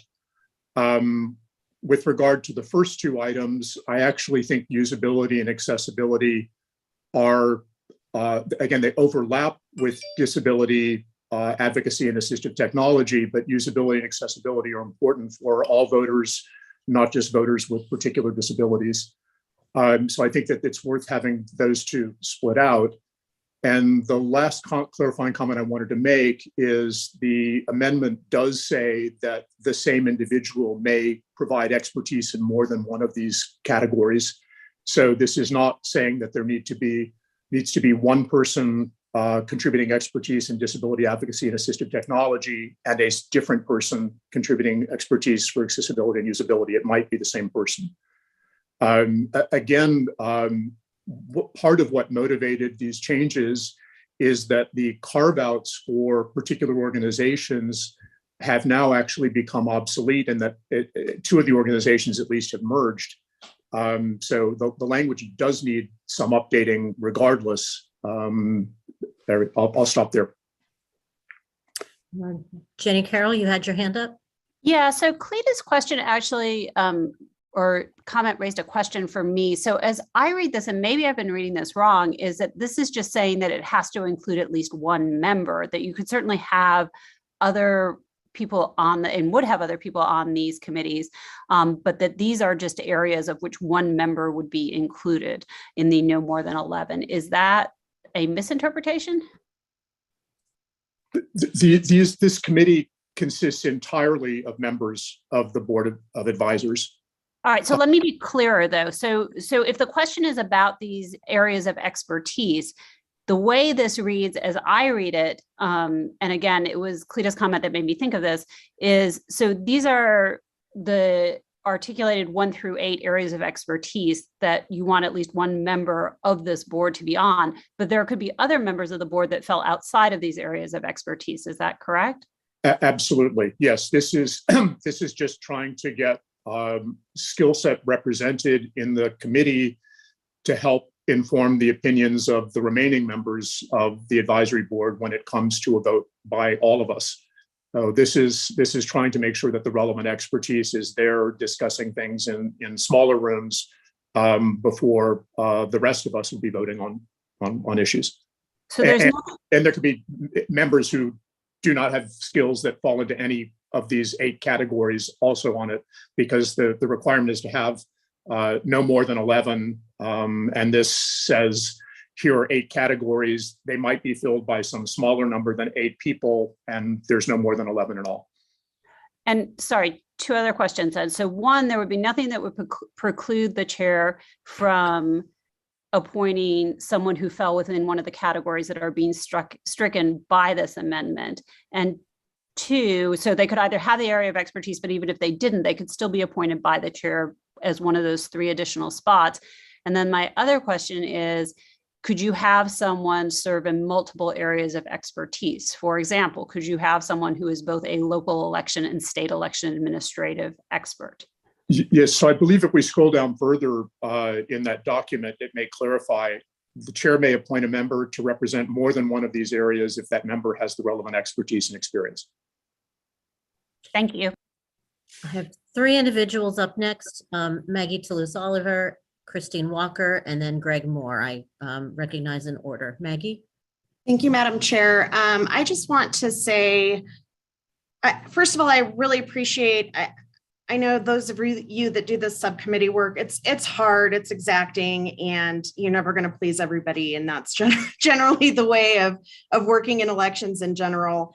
I do have a concern that we went away from an organization representation-based committee to being just sort of a general area of expertise-based committee. I think it's a little bit hard to, I think it's a lot harder to make that determination, right, as to whether or not you actually have an appropriate makeup based on expertise. I, as somebody who's been working in elections for 15 years at the local and state level, could probably make the argument that I qualify under any of these categories. But, you know, it's subjective, right? So my preference would be that we maybe take another bite at this apple, go back to looking at maybe updating organizational representation.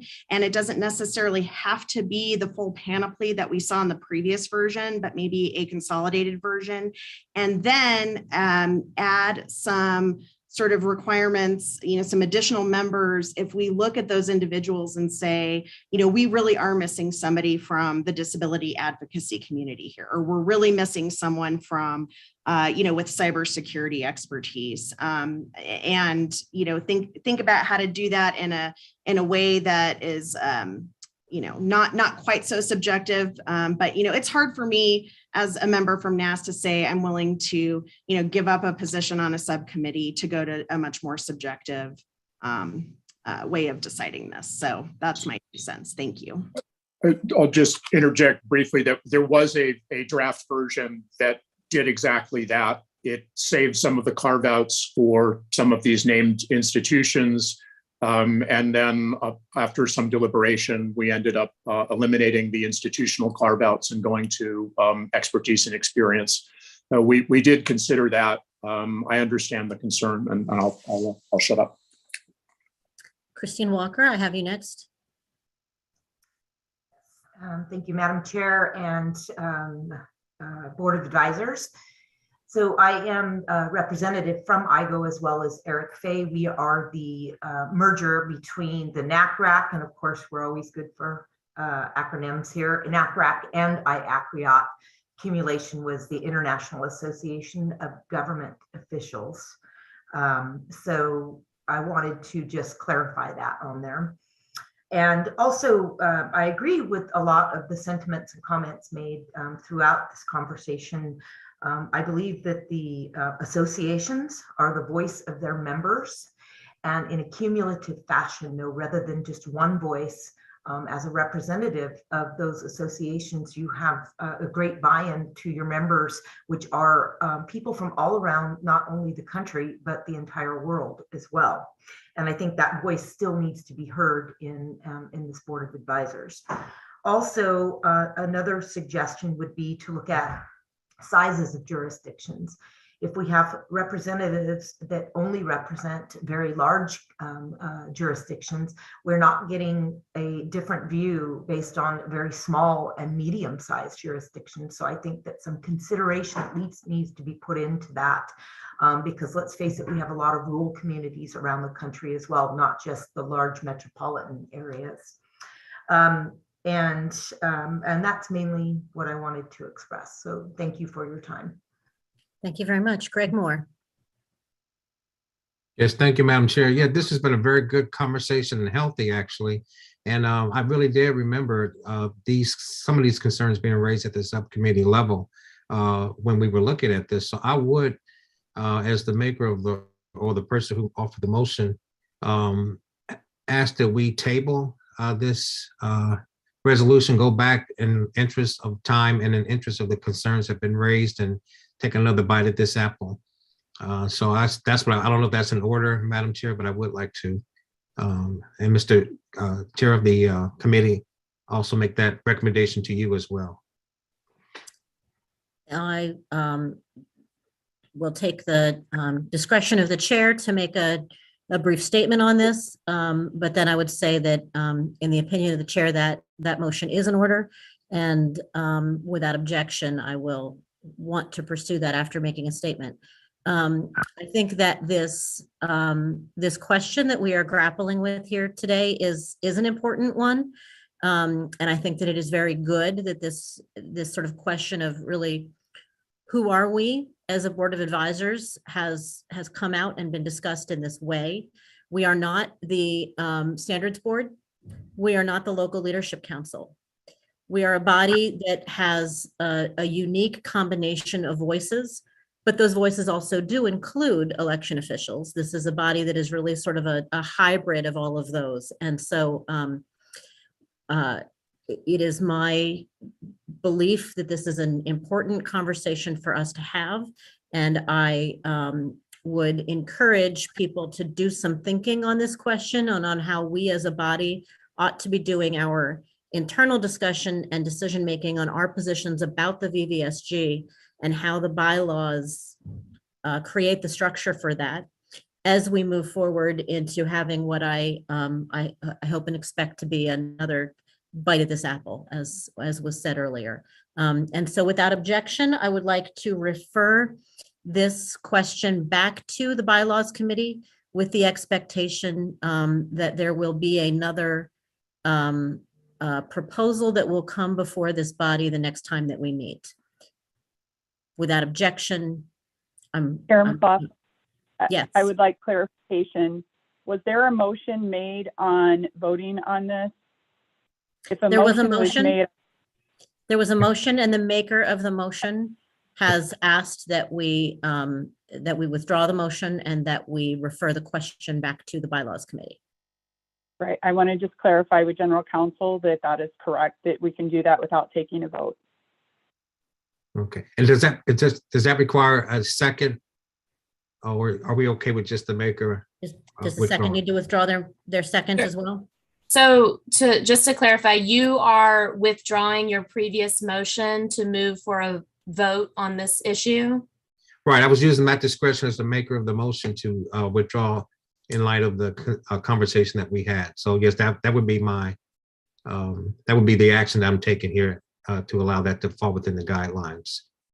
Okay, if the chair recognizes that the motion has been withdrawn, then that would be proper. Then it's to the chair how we proceed next. I would advise possibly asking for a motion to postpone or postpone indefinitely the question for proposed change number 4. Let's go with that approach. Is there a motion to postpone the question of amendment number 4 indefinitely in light of the conversation that has just occurred? I'll make that motion. Is there a second? I second. This is Maggie. Okay. Unless anyone interjects with any questions or debate on that question, I'll just call for a voice vote. All in favor of postponing this question, please say aye. Aye. Aye. Any opposed? Nay. In the opinion of the chair, the ayes have it. The question is postponed. And we will move on to the next question put before us by the Bylaws Committee. Thank you, Madam Chair. Proposed change number 5. Hopefully will be a little simpler and less concerning. This deals with ad hoc committees. Right now, the ad hoc committees can are established by a majority vote. And what we felt was that for the ease of functioning and for the speed, rather than having to call a full meeting, that ad hoc committees would be established by the chair. However, we didn't want an ad hoc committee to just continue forever at the will of the chair. And so we put in an additional statement saying that any ad hoc committees beyond 1 year have to be approved by the majority vote of the board members. I will take a motion to adopt proposed change number 5 regarding ad hoc committees.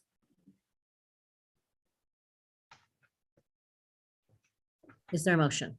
This is Sarah Johnson. I'll make the motion. Is there a second? This is Jim Dixon. I'll second. Is there any debate on the question?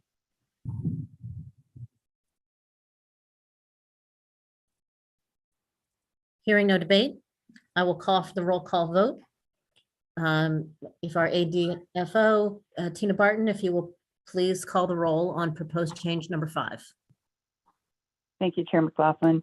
Senator Ivy Soto. Aye. I'm sorry. Yes, aye.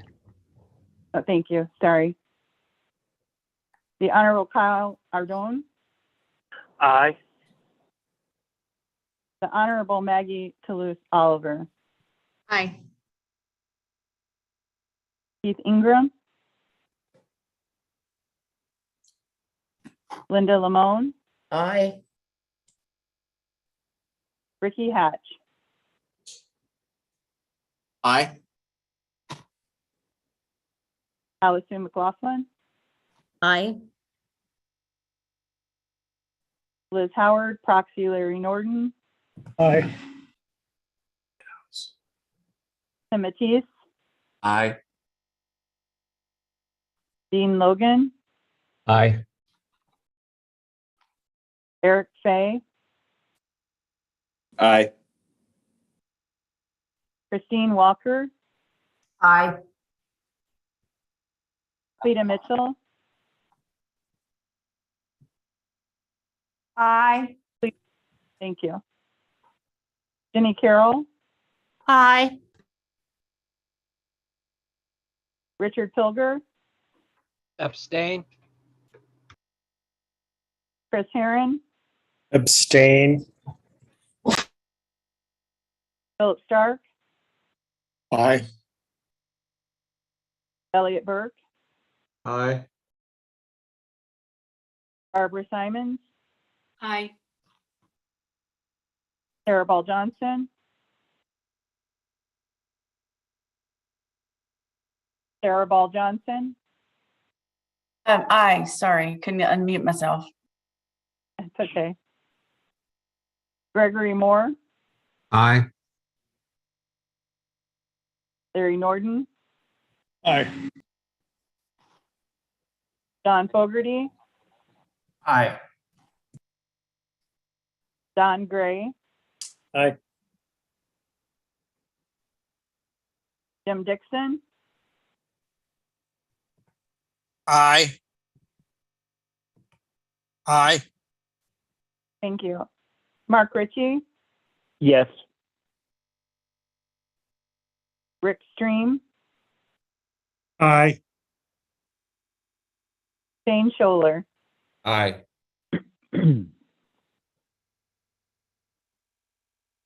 And Keith Ingram has in the chat that he's a yes on this. So Chair McLaughlin, the ayes have it. Thank you. The ayes have it, and proposed change number 5 is adopted. I will note as we move on to proposed change number 6, that while if you look at our agenda, you might think that we are running behind schedule. We had the schedule would have had us breaking early in the event that there had been no significant discussion about the bylaws amendments. And of course, we have had significant discussion. So we are going to move on with the final item in the bylaws committee report. I'm going to ask the members if you wish to take a scheduled break after that or not. Please let me know in the chat. I will make the decision based on the comments in the chat, whether we will be taking a break after the bylaws discussion or whether we will be moving straight into the general EAC update. Chairman Hatch, please proceed with the bylaws committee report. Thank you, Madam Chair. This proposed change number 6 deals with the election of officers. I brought this forward, and I have to first be clear that I am totally fine if we wanted to delay implementation of this, as it could appear self-serving to me to kind of lock in myself to the highly coveted chair position of the Board of Advisors. So that was absolutely not, in my experience with organizations, if you have a set rotation, you tend to have a better leadership, a more prepared person as they step into the presidency or into the chair, because they are able to spend a couple of years involved, but in the background, able to look and see how things are done and be better prepared for when they take the helm, so to speak. So in a nutshell, what proposed change number 6 does is it establishes a rotation, an automatic succession plan. After a person is elected as secretary, they would then in the following years move up to vice chair and then to chair. So there would be no elections for chair and vice chair. The only election would be for the secretary. We also realize that there will be vacancies that occur during the people's tenure. And so we put in some language that would address those vacancies, determining how that vacancy would be filled, if there was just one vacancy or if there was more than one vacancy. And so that's the bulk of the changes that we have here. And we added a special elections section to deal with situations where there was to fill those vacancies in between the annual meetings. So there's a section there for that. And I think rather than read through all of these, I think we'll just, I'll be quiet and you can ask questions. Just know that the intention here was to establish a more experienced person at the chair. As they come in, they've been able to have some more experience. That's all I had. May I chime in briefly? Please do. Philip Stark. So my understanding is this is how the Board of Advisors, in fact, operated for some time. It was how it was operating when I first joined the Board of Advisors, although what we were doing seems to have been inconsistent with the bylaws. So I'm not sure when the practice has changed and when it changed back. I will, before I call for a motion, I will ask if there are any other clarifying questions or comments as far as the intent or language of the motion. And actually, I'm going to kick off those questions and I'm going to ask whether, because in particular, the provisions of this for a special election, I would like to ask if the EAC staff and council have had an opportunity to review this language, and if there's any sort of question or comments that EAC staff or council would like to make on that. We have reviewed this language, and from my perspective, I have no concerns to put forth. Okay, thank you. Do the members of the body have any clarifying questions or comments to make before I call for a motion? Madam Chair, Kyle Ardwin, I do have a question, and it may be in there, and it just I'm not able to see it or find it as quickly as I wanted. But if in the event that there are 3 vacancies, then who would be in charge? And how would that functionality occur in terms of calling for the election? I think that's probably just a little housekeeping, and I'm just probably not seeing what I should see. I'll defer that question to EAC council. How we handle if you had vacancies in, let's say, all of the officer positions of the Board of Advisors, how that would be handled currently and how that would be handled any differently under this bylaws amendment. Sure. The designated federal officer would put into place an election proceeding to fill those positions. And that's the same, or that would apply in this situation if this bylaw amendment were to pass. Okay, thank you so much. Further clarifying questions or comments? Do I have a motion to adopt this? I have a question. Yes, Jim. I'm sorry. So what's the time cycle on this? I forget. People serve for 1 year. So it's 3 years go by before the cycle is completed? Or is it 6 years? 3 years would be my interpretation of the language, because officers would serve for a term of 1 year. And the language would be stricken that says that officers may serve for no more than 2 consecutive terms. It would be replaced with language that simply says that the vice chair would ascend to the position of chair and so on. And then if something were to come up and there were to be, somebody were to decide that they wanted to run against the person who was going to be assuming the chair, is that allowed or is that not allowed? I'm scanning the language. Ricky, would you like to answer that?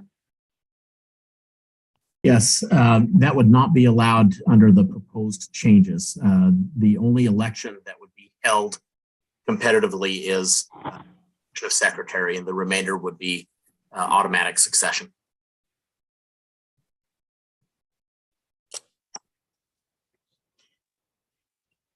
Unless there's more than, but yes. Right. Okay. Not hearing other clarifying questions. Do I have a motion to approve proposed change number 6 regarding the election of officers? So moved. Do I have a second? I'll second. Is there debate on the question?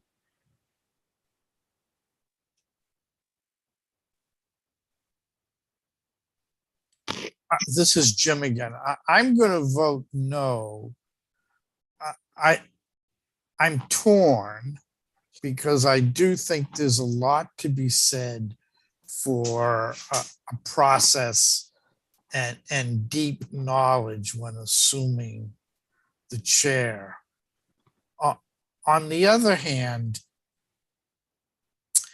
as we all have painfully become aware, election administration can become very controversial and controversial about different things within a 3-year cycle. And thinking about the need for credibility and openness, I'm afraid that we might be limiting we might be hurting our credibility, but also as things change, we may not be changing as flexibly as we should. I see that Jenny Carroll would also like to speak. So I share some of Jim's concerns that he just articulated, if I may call you Jim. But I also question whether or not this particular amendment actually achieves the articulated goals in From the the American way. Legion. I was calling for Captain Bob Gatlett, if he's in.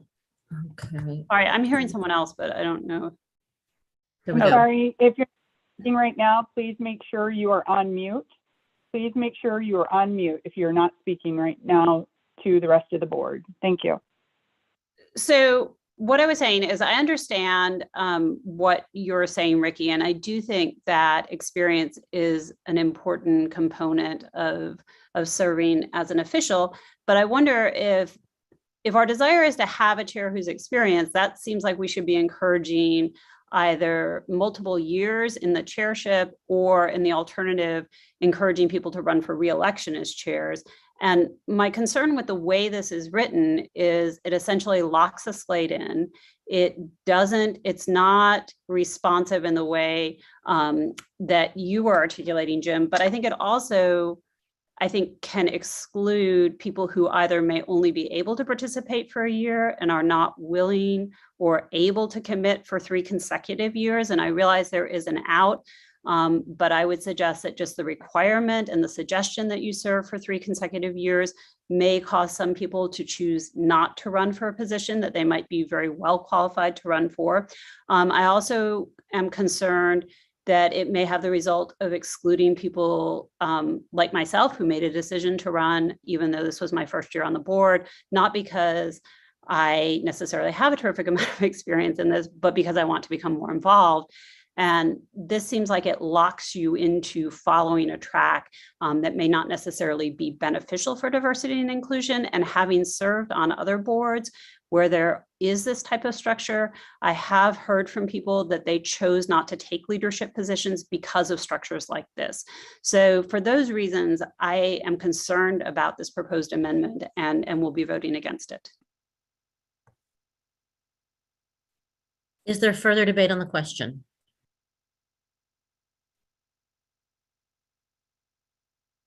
I see Greg Moore has a hand up. Yeah, this is just a clarification question for council or either Ricky. So the language that we see here that says officers shall serve for a term of 1 year, and then we delete language that says they can serve no more than 2 terms. Going back to Jenny Carroll's question, is this clarifying language saying that a person has to serve 3 terms to keep the succession going, or whether or not it's restrictive to 1 term, just to clarify that up, because that looks like there's a little confusion there, at least in my mind. Ricky, would you like to answer that? Yeah, I'll give it a try. I think the requirement is simply 1 term in a given office with a small exception of midterm replacements. I think the concept of it being you basically are being locked in for 3 years, I think that's implied in there, but I don't think it's explicitly stated. This is Philip. The language says if eligible and willing. So this doesn't block anyone in to more than a year. Does it restrict the person to 1 year? But I'm just trying to get clarification on also. Does the language restrict any officer from just serving 1 term? And that's what I'm just trying to make sure we. No, I think in order to serve more than 1 term, the officer has to be willing, both willing and eligible. So it's not, this is not compulsory service. That said, on rereading this, what is missing is the possibility that after serving as chair, someone might want to run again for secretary and sort of do another stint in leadership. I don't know why anybody would do that, but should they could. Is there further debate on the question?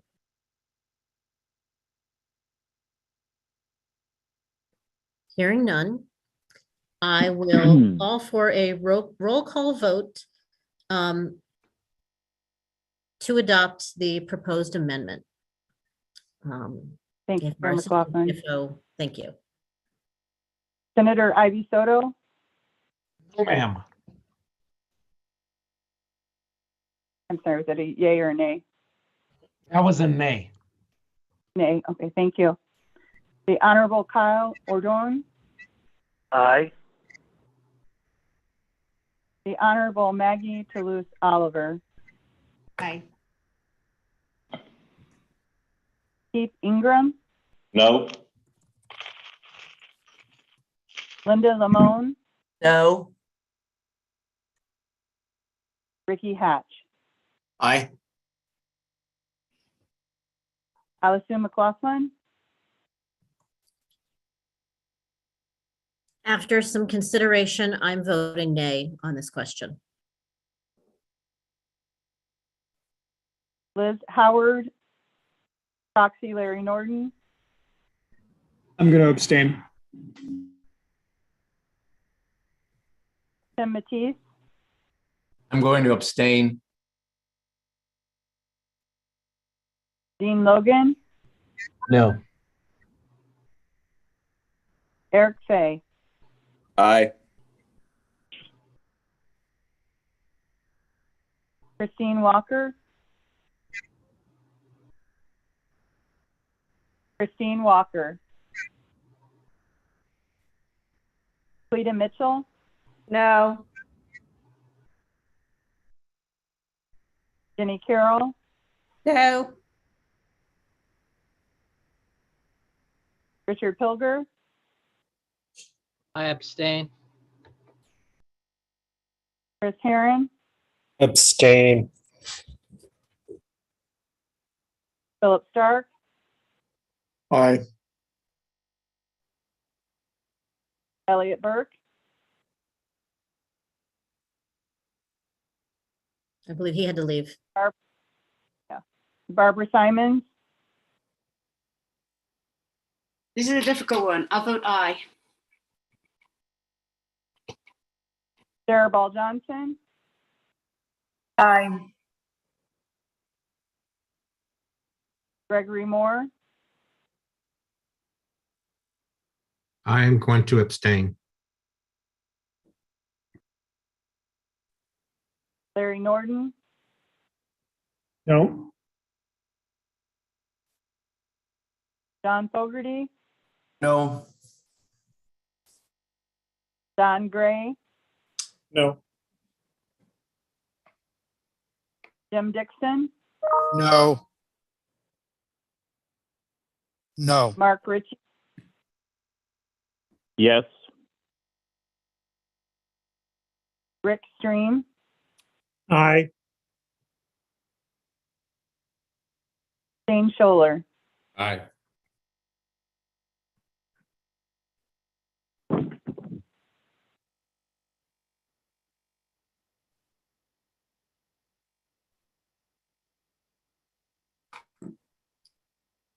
I have 11 no's.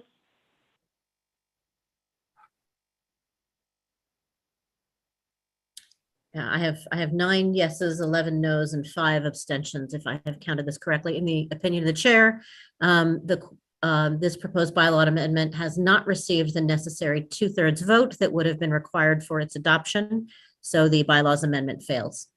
I believe that concludes the bylaws committee's report. Is that correct, Ricky? Yes, Madam Chair, that's it. Thank you. Okay. I have not received any feedback on my question about whether to take the scheduled break. And so I'm actually going to roll right through so that we can attempt to close out this afternoon's meeting as expeditiously as possible. We do have the time allotted in the agenda for where we should end really right on time at 4 o'clock for when this meeting was scheduled to end. So I therefore recognize Mark Robbins, Interim Executive Director of the EAC, for a general EAC update. Thank you, Mark. Thank you, Chair McLaughlin. I also want to thank EAC Chair Hicks and our DFO for the Board of Advisors, Commissioner Hovland. Also, allow me a second to give a shout out to the EAC staff. Whether these meetings are held in person or virtually, it is a logistical feat to get them organized, and I'm quite appreciative of the time and effort that staff has put into to get this meeting set up today. So thanks to them. Had anyone told me on New Year's Day that I'd be addressing this board as the interim executive director, I'd have either dismissed you as crazy or I'd have at least invited you out for a beer to figure out whether you're crazy or not. But here I am, because I got calls from 4 individual commissioners. The commission had lost or was going to lose its executive director and its general counsel approximately at the same time for completely unrelated reasons, personal to each of them. And they were looking for someone who could fill in while they go through the HAVA process, as you all know, which is quite complicated, of replacing the executive director. And all four of them assured me that, yes, indeed, you can go home again, which is completely contrary to any kind of intuitive thought I would have had. But not only can you go home again, but you can go home again and find out that it's actually better than you remembered it when you were there. When I was general counsel of the Elections Assistance Commission from 2010 to 2012, and including 6 months as acting executive director, those were dark times for the commission. We did not have the confidence of our stakeholders, state and local elections officials. We had members of Congress actively trying to abolish us. We went from 4 commissioners to 3 to 2 to 0. We then lost the executive director. Our budget was decreasing. They were dark times. I come back 10 years later, and I think we've achieved quite a bit. And it's thanks mostly to members like you on this particular FACA board and the other 2 FACA boards. And we have gained the respect of members of Congress, both parties. We've gained the respect of administrations of both parties. We've gained the respect of stakeholders in elections across the country. And I think we are beginning to get to critical mass with what we're doing to bring value to everything we do at the EAC. So for me, it's a joy. It's a joy to be back. Now, I will tell you, I am interim executive director. HAVA allows for the appointment for 6 months, and I have no intention of applying for the job full time. So I'm here truly to help the commission meet its mission. I'm here to help staff meet the needs of the commissioners while we're going through the process, and to keep you all updated on that, because you do play a role in selecting the next executive director. We've posted the job vacancy on USA Jobs, which is the central repository of all vacancies for the federal government. That closes on June 13th. We had posted once before. We had gone through an assessment. Some of the candidates had met minimum qualifications and they are still active candidates. Some are not meeting minimum qualifications. We've also engaged a headhunting firm, an executive search firm, which is helping us search. So by mid-June, the commissioners will be in a position to vet the applicants, determine who warrants interviews, and we will move forward. The position of general counsel, we've had some qualified candidates apply. The commissioners are scheduled to begin interviewing in mid-June and hope to have that position filled probably a little bit sooner than the executive director. But we're making progress. And in the interim, I'm going to do everything I can to make sure that we're meeting everyone's expectations. I've been given 10 minutes to cover all of our accomplishments in 2021 and all of our priorities in 2022. So in the words of Bette Davis, fasten your seatbelts. This is going to be a really quick review. With regard to 2021 and our budget positions in general, I can tell you that we're making some progress with Congress. Our budget for fiscal 2021 was 17 million with about 45 staffers. For the enacted 2022, we're at 20 million with what we hope to be about 55. We're going to start backfilling positions that have been open for a while and then move towards new positions that the commissioners have identified as being high priority. And then the congressional budget justification, which this administration submitted last month, projects a requested budget of the EAC for fiscal 23 at 30 million, which would include about 75 staffers. Now, that is a work product that is not exclusive to the EAC. The administration and OMB had quite a bit to play in that. So we will be working in the coming months, as is normal process with Congress, to justify the request and to outline what our needs are, and then obviously we will follow Congress's lead and whatever the president eventually signs for a fiscal 23 budget. You'll be hearing in just a minute from our testing and cert staff, but we've got a couple of really good 2021 accomplishments there. The Voluntary Voting Systems Guidelines 2.0, VVSG, were adopted in 2021. And the life cycle policy was adopted just about 2 months ago by the commissioners. With the support of the 4 commissioners, I've instituted a new policy on our anomalies, investigations, and reporting process. We've talked already today about transparency, and I completely agree. Unless we have transparency, we will not have the support of the American people, who are ultimately our customers here. And so every anomaly that's reported for a voting system that's in place that has been approved by the EAC for federal elections will be reported publicly. We'll go through the process. We'll work with the manufacturers and the jurisdictions that are involved and work out what an investigation as to what the problem is, what a solution is, and what the result should be. We will then issue a public statement following that process. It doesn't matter if this is a major anomaly problem or a minor one. And in the last couple of years, we've never had more than minor problems. But you know, we find occasionally that there are stakeholders that are protective of the process. You can't be protective of the process to the extent it's in conflict with transparency for the American people. Now, I understand, and staff understands completely, that there may be national security issues or proprietary intellectual property issues that need to be protected. But those considerations do not shield the process itself from transparency. So we're moving on. That's the new policy. Our clearinghouse function, which was long the stepchild of our HAVA functions, has been developed incredibly in the last couple of years, way beyond what I recognize coming back the second time. We've got a professional staff of subject matter experts. And let me just say, last year we put out 9 pieces of work product. These are now independent pieces of work product. When I was here the first time, Clearinghouse merely reposted links to articles of interest in academic studies. We're now able to independently analyze issues that are of concern to our stakeholders, which are elections officials and the American public. Let me give you a link, and this is available on our webpage, but all of the Clearinghouse work product is available now at the eac.gov/election-officials. And this is actually the core beginning of our elections official portal that we are in the process of developing, which will be a protected space on our website just for elections officials to avail themselves of our work product and to communicate with each other on issues of mutual concern.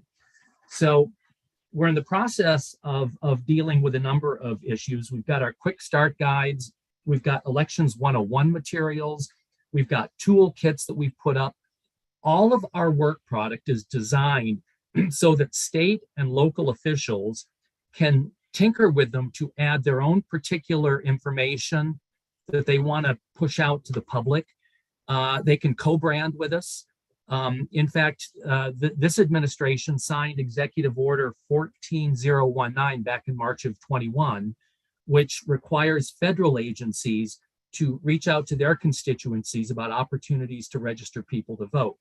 Our materials will be available to those agencies that want to co-brand with us and push out to whomever their constituencies are. So really a shout out to my clearinghouse staff, because they're doing wonderful work and it's relatively new. And we just had, for instance, the state of Alaska work with us to go co-brand a whole group of products that they're going to push out within the state of Alaska. So that's exactly what we want to do there. As has been mentioned, we have a brand new FACA board, the LLC, and local leadership council. The goal there is to reach out to a level of election administration that HAVA didn't quite completely anticipate. We mostly what we deal with are the state elections officials, because when we push out grant money that's been appropriated by Congress, it's up to the state officials, whether it's the Secretary of State or an election commission or board that deals with that money, and they will push it down to the local level as they see appropriate. But it also means we don't have a direct relationship except through our FACA boards with local leadership. So the LLC is designed to fill that gap so that we're getting information as needed from the local officials. Moving into 2022 and 3, with regard to the budget, the commissioners have made known 2 very big priorities that they want me to pursue on top of everything else. We need a new modernized web page. Our web page is not user-friendly. As I was coming on board as the new interim executive director, I was busy trying to I was trying to use the EAC webpage to get all current documents so that I could refresh my recollection, as attorneys like to say, on issues relevant to the board. It was much easier for me to just go to Google or Yahoo, type in an issue, and then the EAC link would come up in the search, and I could go directly there than I could going through our own webpage. We've got to update that, and the commissioners have given me a priority that that's what they want to do starting in fiscal 22. That's also imperative if we're going to house this new portal for elections officials. Secondly, we're going to be bolstering our testing and cert staff, and you'll be hearing from John Panic next. We want to be able to supplement what they do. We'd like to become proactive, reach out to jurisdictions, have an auditing process in the field so that we're not just simply reacting to states dealing with anomalies and reporting them to us, but that we've got eyes and ears out on the ground. We've got our EAVS survey coming up. Comes out every 2 years, an election year, the Election Administrative and Voting Survey. The OMB process, which is paperwork reduction, has been completed. I let the contract about a month ago.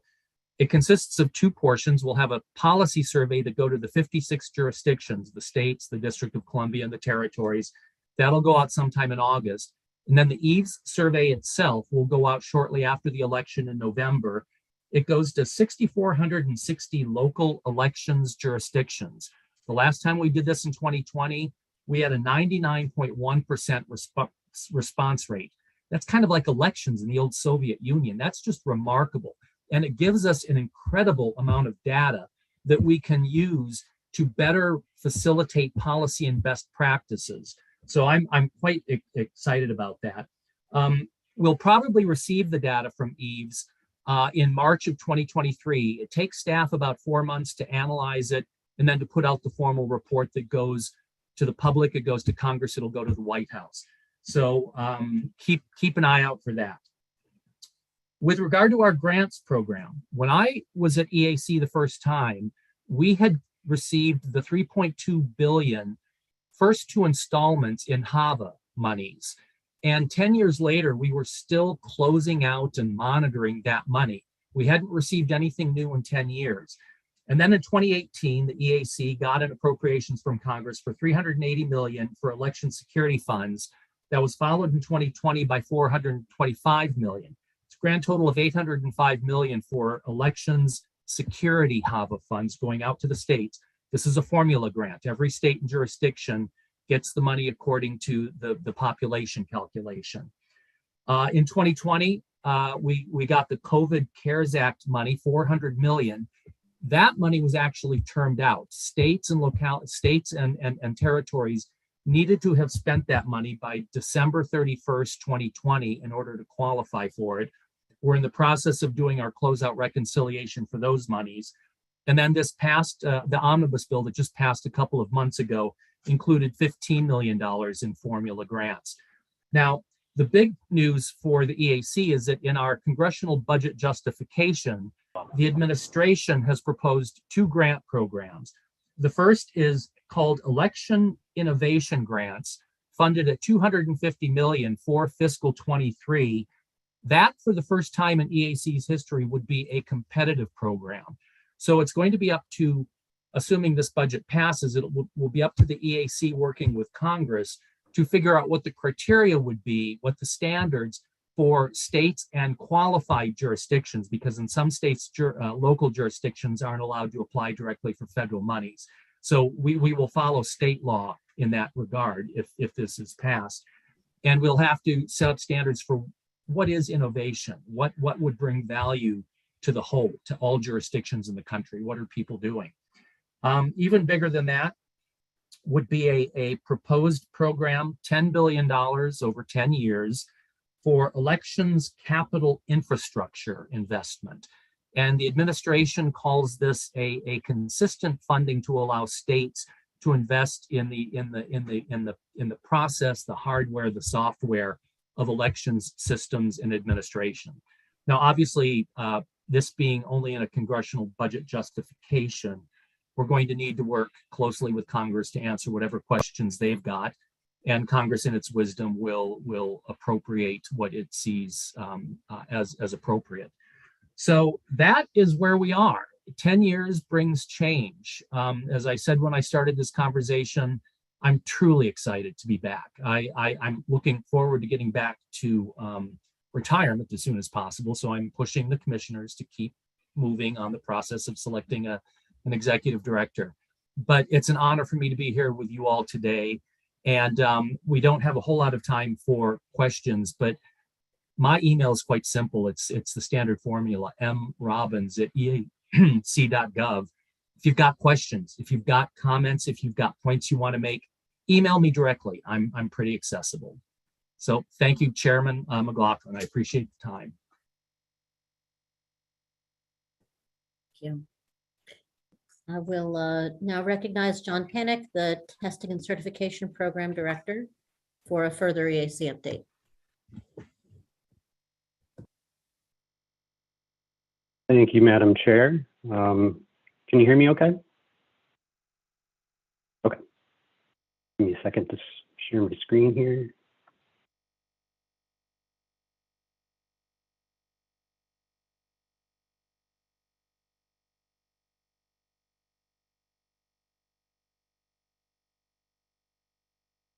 Okay, good afternoon, board members. It's a pleasure to be here with you today. And I want to thank you for being here to advise the EAC and for the service that you guys provide. Today, I'm going to give a brief presentation on the VVSG lifecycle policy that was recently adopted on April 5th, as well as an update on the status of the EAC's efforts to establish an e-public evaluation pilot program.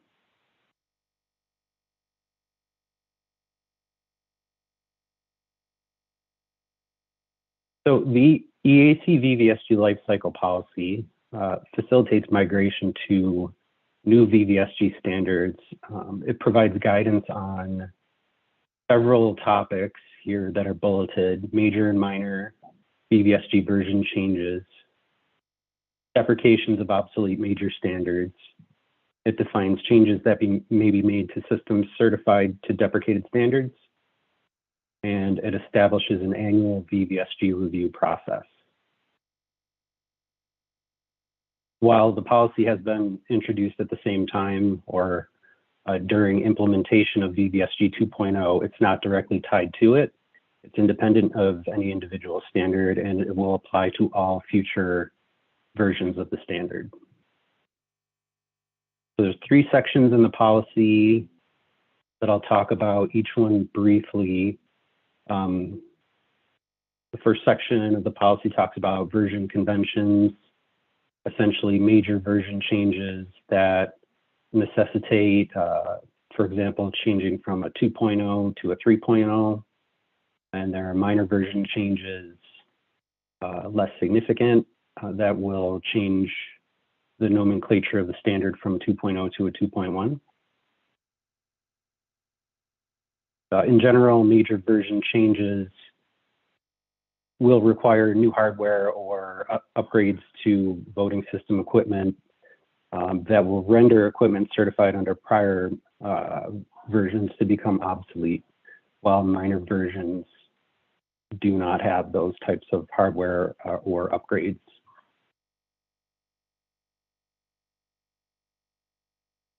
The need for lab accreditation for any new version of the standard will be based on consultation between the EAC and NIST's National Voluntary Lab Accreditation Program, or NAVLAP, and metrics such as changing core or non-core competencies, required skills, or other criteria deemed necessary by the EAC that are the result of the standard update. In general, we expect there to be no need for lab accreditation for minor version changes, and major version changes may need lab accreditation for that specific update.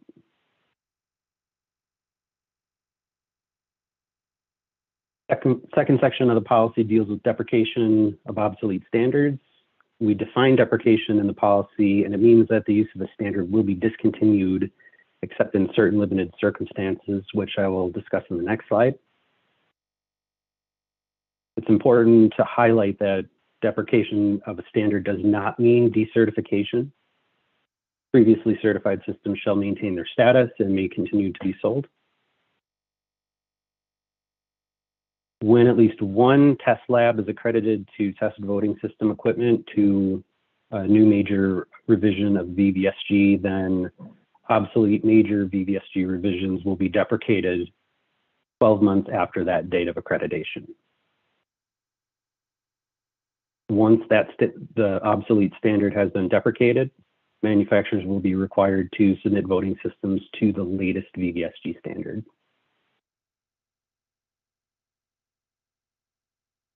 In certain limited circumstances, changes may be made to voting systems certified to deprecated standards. These items are important to frame out exceptions that are being granted to ensure maintenance of fielded systems is possible so that jurisdictions can fully realize the expected lifespan of their voting equipment. A change to a system certified to deprecated standard may be allowed in one or more of the following categories that you see on screen. So security updates, bug fixes, commercial off-the-shelf replacement for end-of-life scenarios, and jurisdictional rule changes that require a change in functionality or some modification to a system based on that jurisdictional rule change.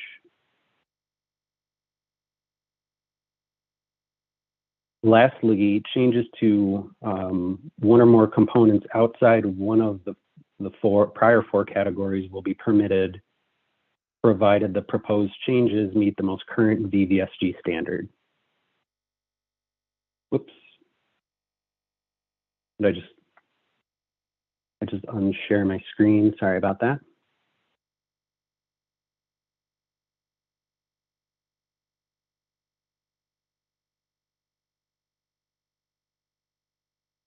Give me a second here.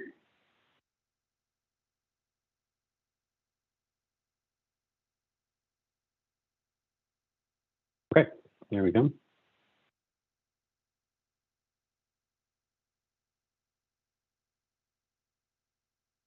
So those are the exceptions that we're going to grant to allow systems certified to previous standards to be modified. When a manufacturer applies for a modification, in this instance, they must clearly state under which category they are applying and must supply supporting documentation for this claim.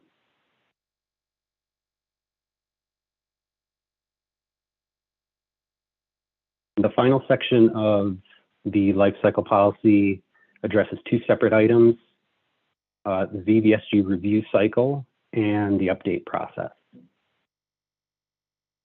First, the policy establishes an annual review for revisions to the VVSG. This will be the process of collecting and reviewing feedback and potential recommendations from all stakeholders for updating the VVSG. The Testing and Cert Program Director will submit a report to the EAC Executive Director at the end of each fiscal year detailing proposed updates received. This report will be shared with the EAC's FACA boards for review and feedback.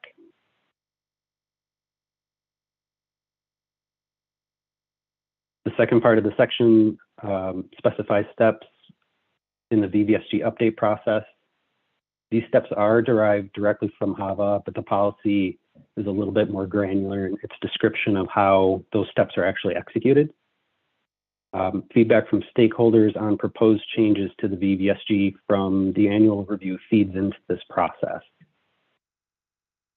If the executive director determines that a new version of VVSG should be published, process detailed in section 222 of HAVA will be followed. We'll adhere to the established practice of public review and comment, agency review and comment, and consideration by the commissioners. And to be clear, it is not intended for the VVSG to update on a yearly basis. That is the annual review process. So those are two separate functions that are described in that last section of the life cycle policy. The next thing I'm going to discuss briefly is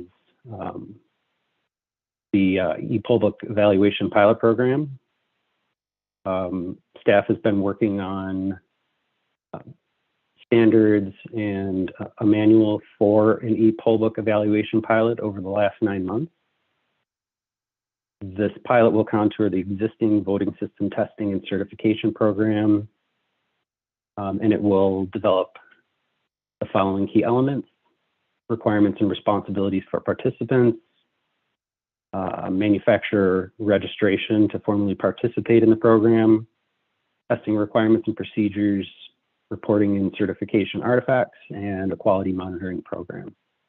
As with the voting system testing and certification program, participation will be voluntary. The draft of requirements is currently in development. We're working on accessibility requirements right now. The security portion of the draft is largely complete.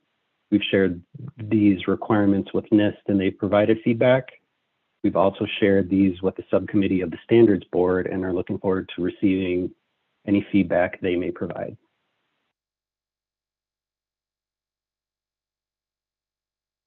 Last November, the EAC held a roundtable discussion on considerations for this pilot. Video of this roundtable can be found on our website as well as the EAC's YouTube channel. Manufacturers, voting system test labs, and election officials participated. And each group provided a lot of substantive feedback. And so taking in that feedback, as we work to develop this pilot program, our next steps are to complete the accessibility requirements and to share with stakeholders for feedback. We hope to have those complete in the July timeframe.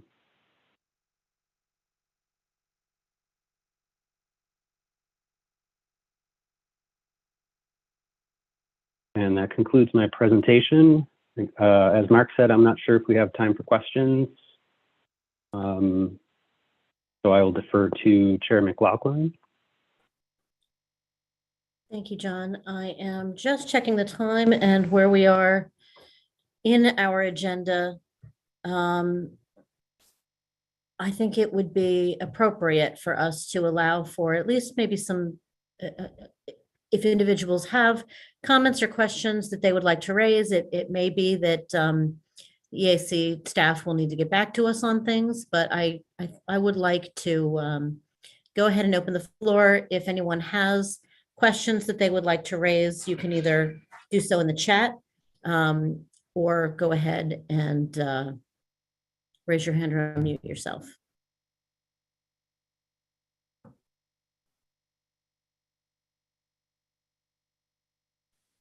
I will go ahead and ask a question.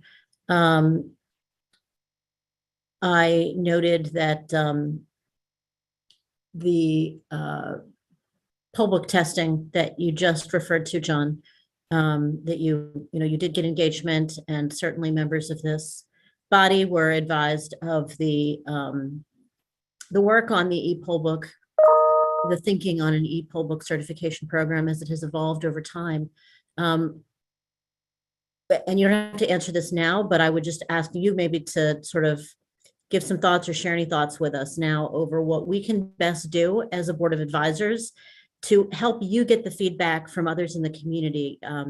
You did note that election officials certainly and vendors and test labs had participated. One of the challenges that we as a board have before us is to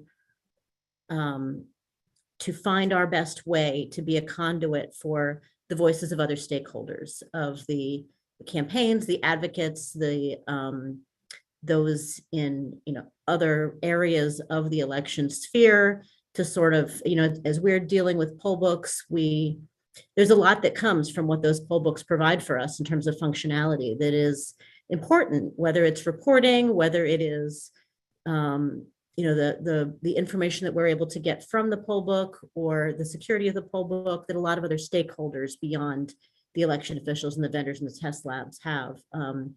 And so whether you want to speak to that now or whether, I just park that as a thought for later, what we as a body can do to help you sort of raise the voices of those who need to know what to do in order to engage at this phase.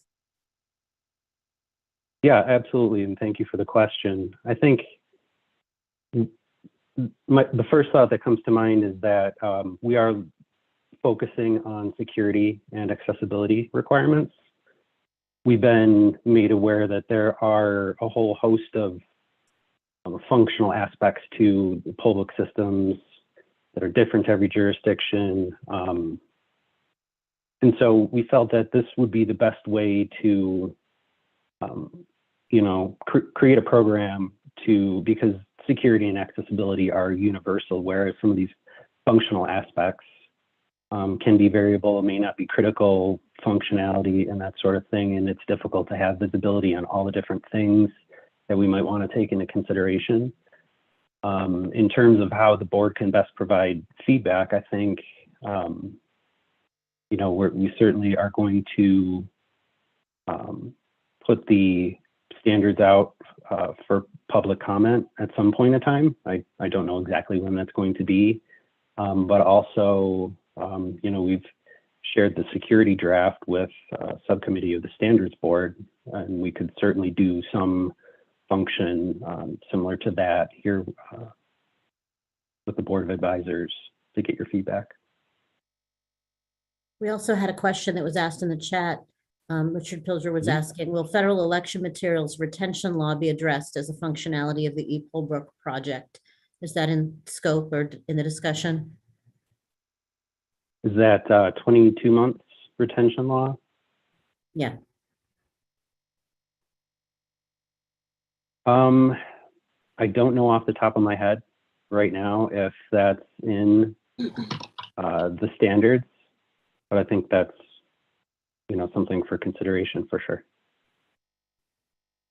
Barbara Simons, you have a question, and then Cleta Mitchell, I see that you have your hand up next. Thank you. This may have already been discussed, in which case, please forgive me for asking it again.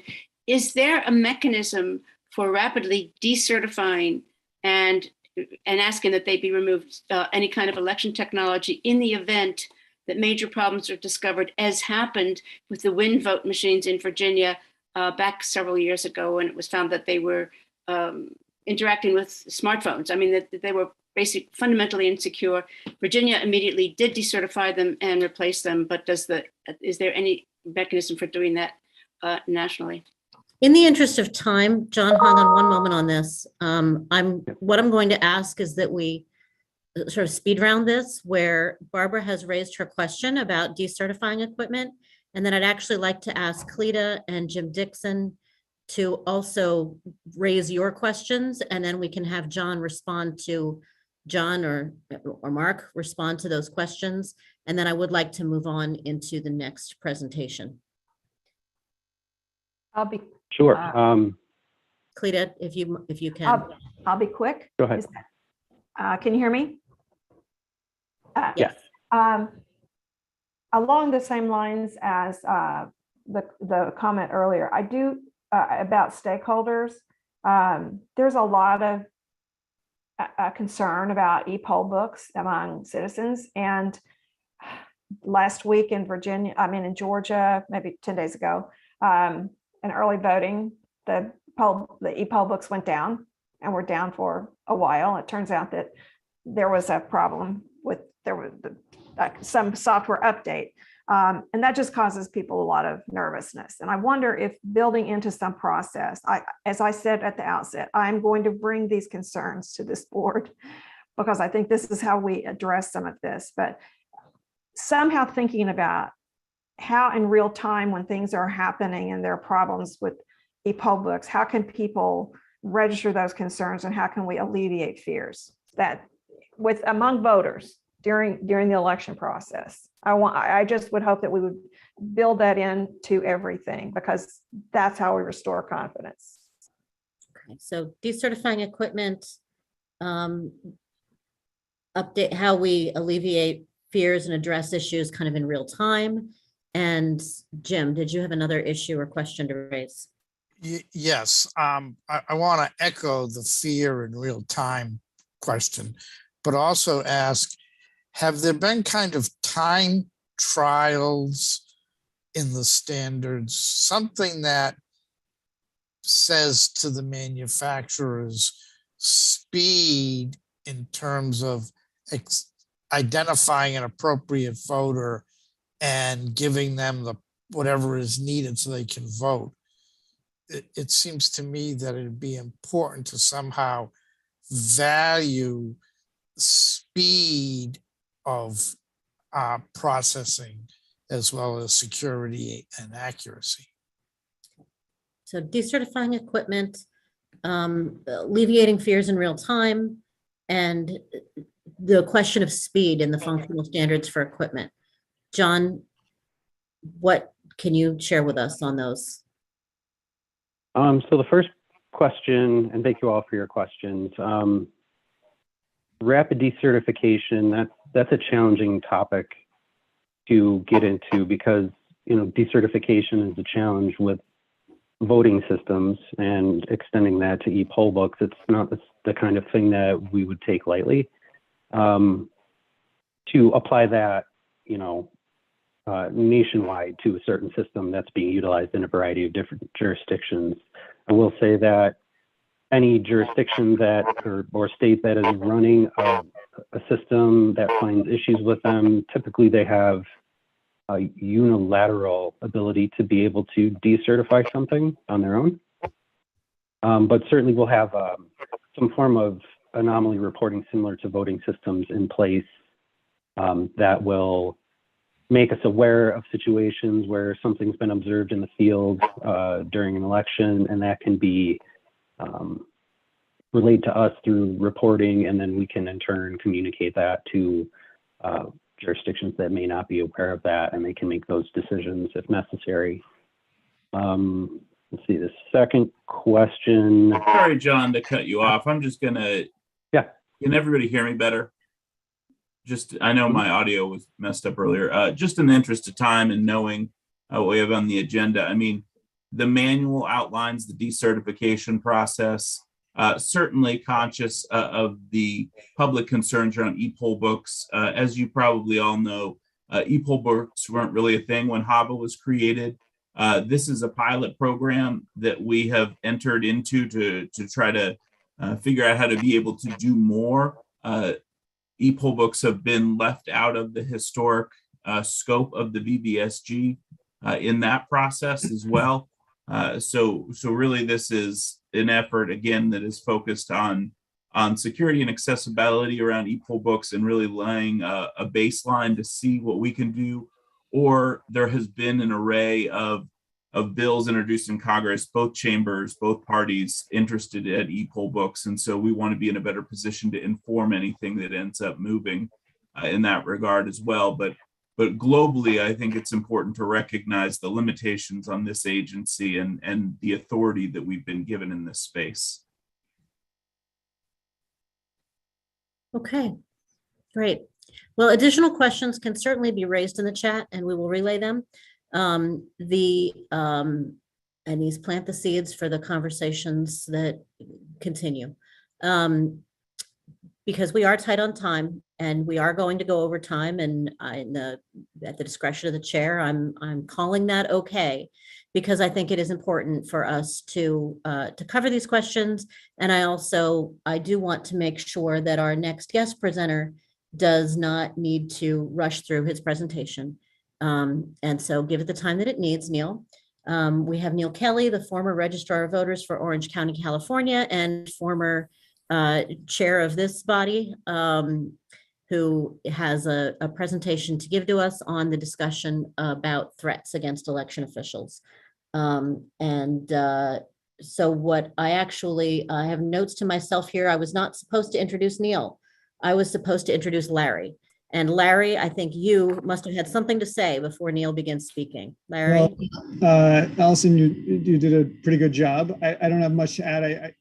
Neil doesn't really need an introduction to this group. I will say folks may not know that in addition to serving on this board and as voters for Orange County, California. Neil also had a career in law enforcement, which began in 1986 when he joined the Riverside County Sheriff's Department. And he worked in various capacities, including in the jails, patrol, and court services, and later served with the San Bernardino Police Department as a patrol officer for 4 years. Neil is now, of course, retired from both law enforcement and elections, kind of. He has graciously decided to work on this very pressing threat to election administration in the United States, threats and attacks against election workers, which have increased dramatically, particularly since the 2022 election. He's now working with a cross-partisan group of experts and leaders in election administration and law enforcement with the goal of protecting election workers and voters from violence, threats, and intimidation. So, Neil, I'm going to turn it over to you. Thanks so much for joining us. Larry, thank you so much for the introduction. I'm just going to share my screen here real quick.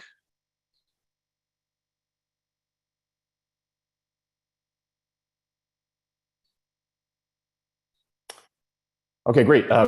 Thank you again for the introduction, and thank you so much to the commissioners and the chair and members of this body. It's great to be here, and I'm conscious of your time, so I'll work to keep my remarks brief. As Larry mentioned, and as Mr. Robbins pointed out, sometimes you can come out of retirement for good reasons, and I think this is a really important issue. It's not lost on any of you that threats to election officials have been occurring across the country, and I don't think this is going to subside. I think this is going to be an issue that we're going to be dealing with for some time. While violence has not erupted out of this, we're reminded, unfortunately, daily that violence is all around us. And I think it's good for us to be prepared and to work on ways that we can reduce the risk. And that's the reason that I'm involved with this group, which I'll talk a little bit more about in just a second. For those of you that are election officials, this obviously will be familiar to you, but I think it's important that all of you become aware of the issues and how we are messaging to local election officials across the country, ways that they can increase their partnerships with their local law enforcement officials and what they can do to reduce the risk, as I mentioned earlier. Because a lot of election officials don't have the kinds of relationships with law enforcement until it's too late. In other words, they're bringing them in because something occurred. You can do things proactively ahead of time, which I think is really important. Real briefly on federal and state agencies, they play a super important role in all of this, but they're more strategic in nature. And they are really focused on assisting with long-term infrastructure support, like what DHS has done, what the FBI does. They're not first responders. And that's why we're really focusing on that local law enforcement perspective. I will tell you this, that just before I retired, my work with the FBI increased quite a bit, working with special agents and supervisory special agents out of the LA field office in Orange County, because they became more involved post-election or responding to complaints than I saw in my previous years, and I did it for 18 years. So they definitely have a very important role to play. And just quickly, I'm sure all of you are aware, but if you're not, the FBI has a process now where you can make them aware of threats or issues that arise in your jurisdiction, and they can make assessments on that, respond to it. There's a little bit of, I think, concern among some local election officials that some of the threats aren't being taken as serious, but the reality is that prosecutors, as we know, federal and state and county, have to look at these issues and decide whether it rises to the level of a threat or it's a First Amendment issue. And so there's a lot of back and forth that goes into that. But with respect to local law enforcement, it's really important that those relationships are built, because when you call 911, they're going to be the first ones to respond to an issue. I want to give you just a very quick story. A couple of years ago, I was in the field on one of our major elections, and I responded to an incident because someone called 911 from the polling place. And I arrived, and the reason was that they overheard somebody that was trying to intimidate a voter or to interfere with a voter in the voting process. and was actually trying to get them to assist a candidate who was also on scene. And these law enforcement folks showed up, and very well intended and meaning, but they had no idea what they were dealing with. And they even asked me, they said, is this even a crime? Where would I find this in the penal code set? And I had to respond, it's not in the penal code, it's in the election code. And because of that, wanted to build a really strong partnership with our locals from that point forward. And I'll show you some of those products that came out of that in just a second. As part of this discussion, I think it's important to also note that response times across the country can vary widely. Here's 11 major response times from large jurisdictions across the country. And I had it at 10, but I threw in Orange County just to give you some perspective. Chicago at 3.5 minutes, and you can go all the way down to Denver at 13 minutes on average response time. So it varies quite a bit. And if you have that local partnership with your law enforcement agency, you might be doing things ahead of time to proactively work with them that can increase response times, or especially leading up to Election Day, can heighten the awareness for law enforcement officials.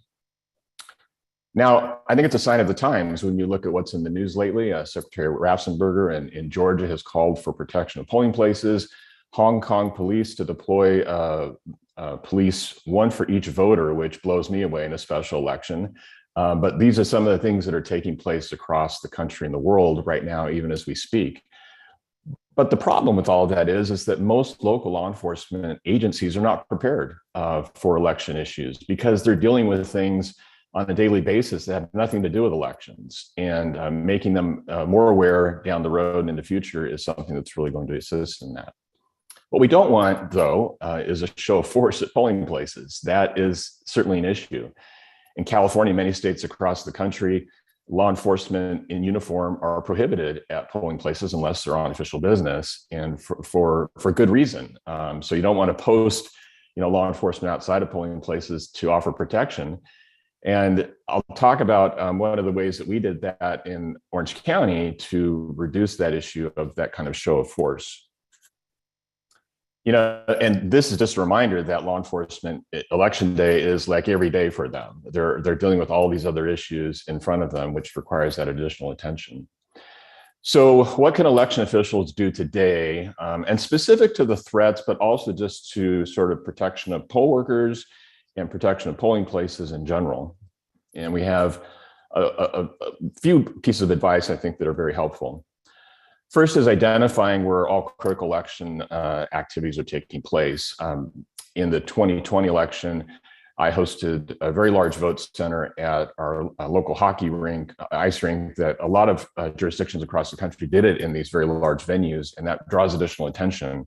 So that's really important to let them know.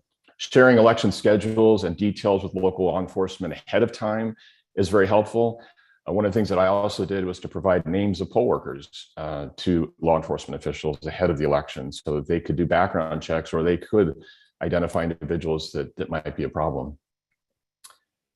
It's also real important to have a liaison in a local election office. And this is what we're seeing and having discussions with in this group that Larry talked about earlier, is that there aren't a lot of relationships between local election officials and law enforcement officials. One of the ways to think about doing this or starting it is that a lot of election officials are doing work to do outreach to inmates in jails for voting. And that's already an in with law enforcement that they can capitalize on moving forward. Creating policies, reports of threats, and providing them to law enforcement is another very good activity that they can be doing. Contacting stakeholders and making them aware of this, and using community groups and forums to bring awareness to this issue also will help put, I don't want to say pressure, but will help to raise the awareness for law enforcement officials. Here's an example of what I did in Orange County, and what we're trying to do on this work nationally is to build these partnerships with federal, state, and local officials. And one of the things I wanted to point out here was our district attorney's office and the work that I did with them. Because of that issue and that story I talked to you about with the responding officer to one of the polling places, and that is to provide plainclothes investigators in the field on election day or during vote center voting, so that they could respond quickly to issues, but also not be a presence in a polling place or vote center that was related to a uniformed officer. And that's something that if you build that partnership can really help in the short term. Because of that same issue, I created these pocket reference guides for law enforcement officers to put into their pockets on election day. Most law enforcement officers will carry around a quick reference guide for vehicle code sections or penal code sections in their pocket. They also carry Miranda warnings, those kinds of things. And this allows them to quickly reference criminal election code sections, including threats to election officials that are on the books in their local states. Very proud of the work that the group has been doing. And already you're seeing this duplicated in states like Wisconsin and Michigan and others. And we hope to be spreading that nationwide in a much bigger way very soon.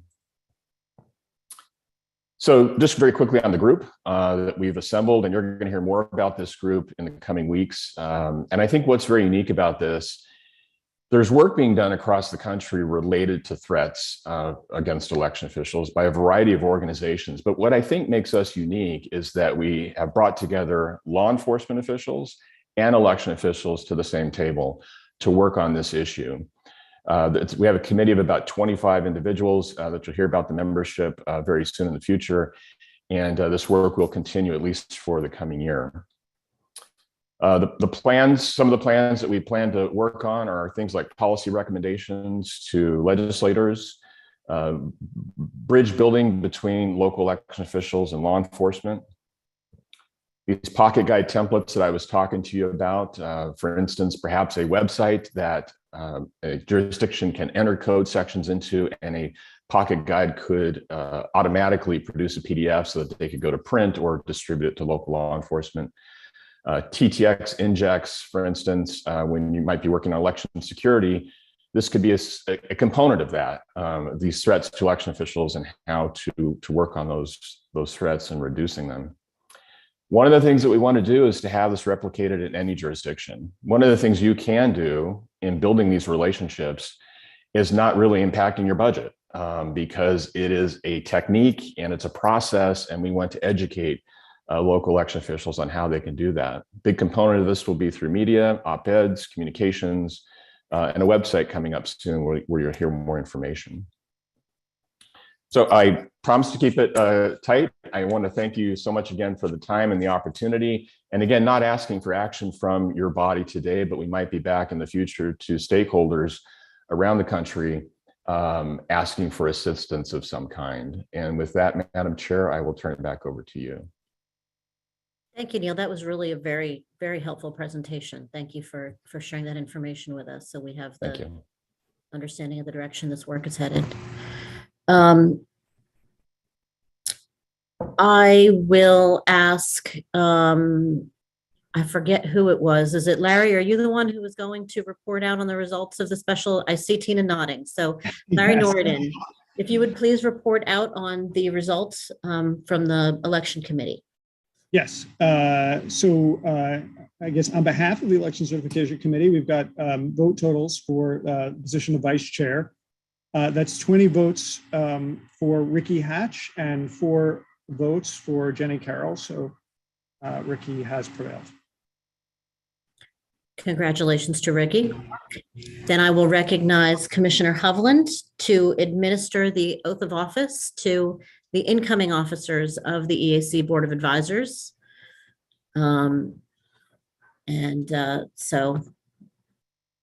you, Chair McLaughlin, and congratulations to the new executive board for the coming year. Similar to earlier, you can leave it on mute, but please raise your right hand and repeat after me. I do solemnly swear or affirm that I will support and defend the Constitution of the United States against all enemies, foreign and domestic,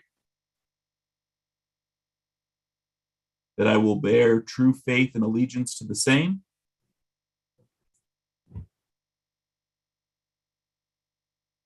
that I take this obligation freely, without any mental reservation or purpose of evasion,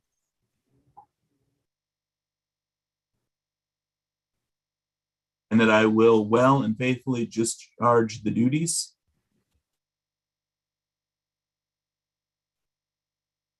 of the office on which I'm about to enter. So help me God. Thank you and congratulations again. Thank you. And those incoming officers, just to confirm, so that is Greg Moore is coming in as the new chair of the Board of Advisors. Ricky Hatch is coming in as the new vice chair of the Board of Advisors, and Mark Ritchie is coming in as the new secretary of the Board of Advisors.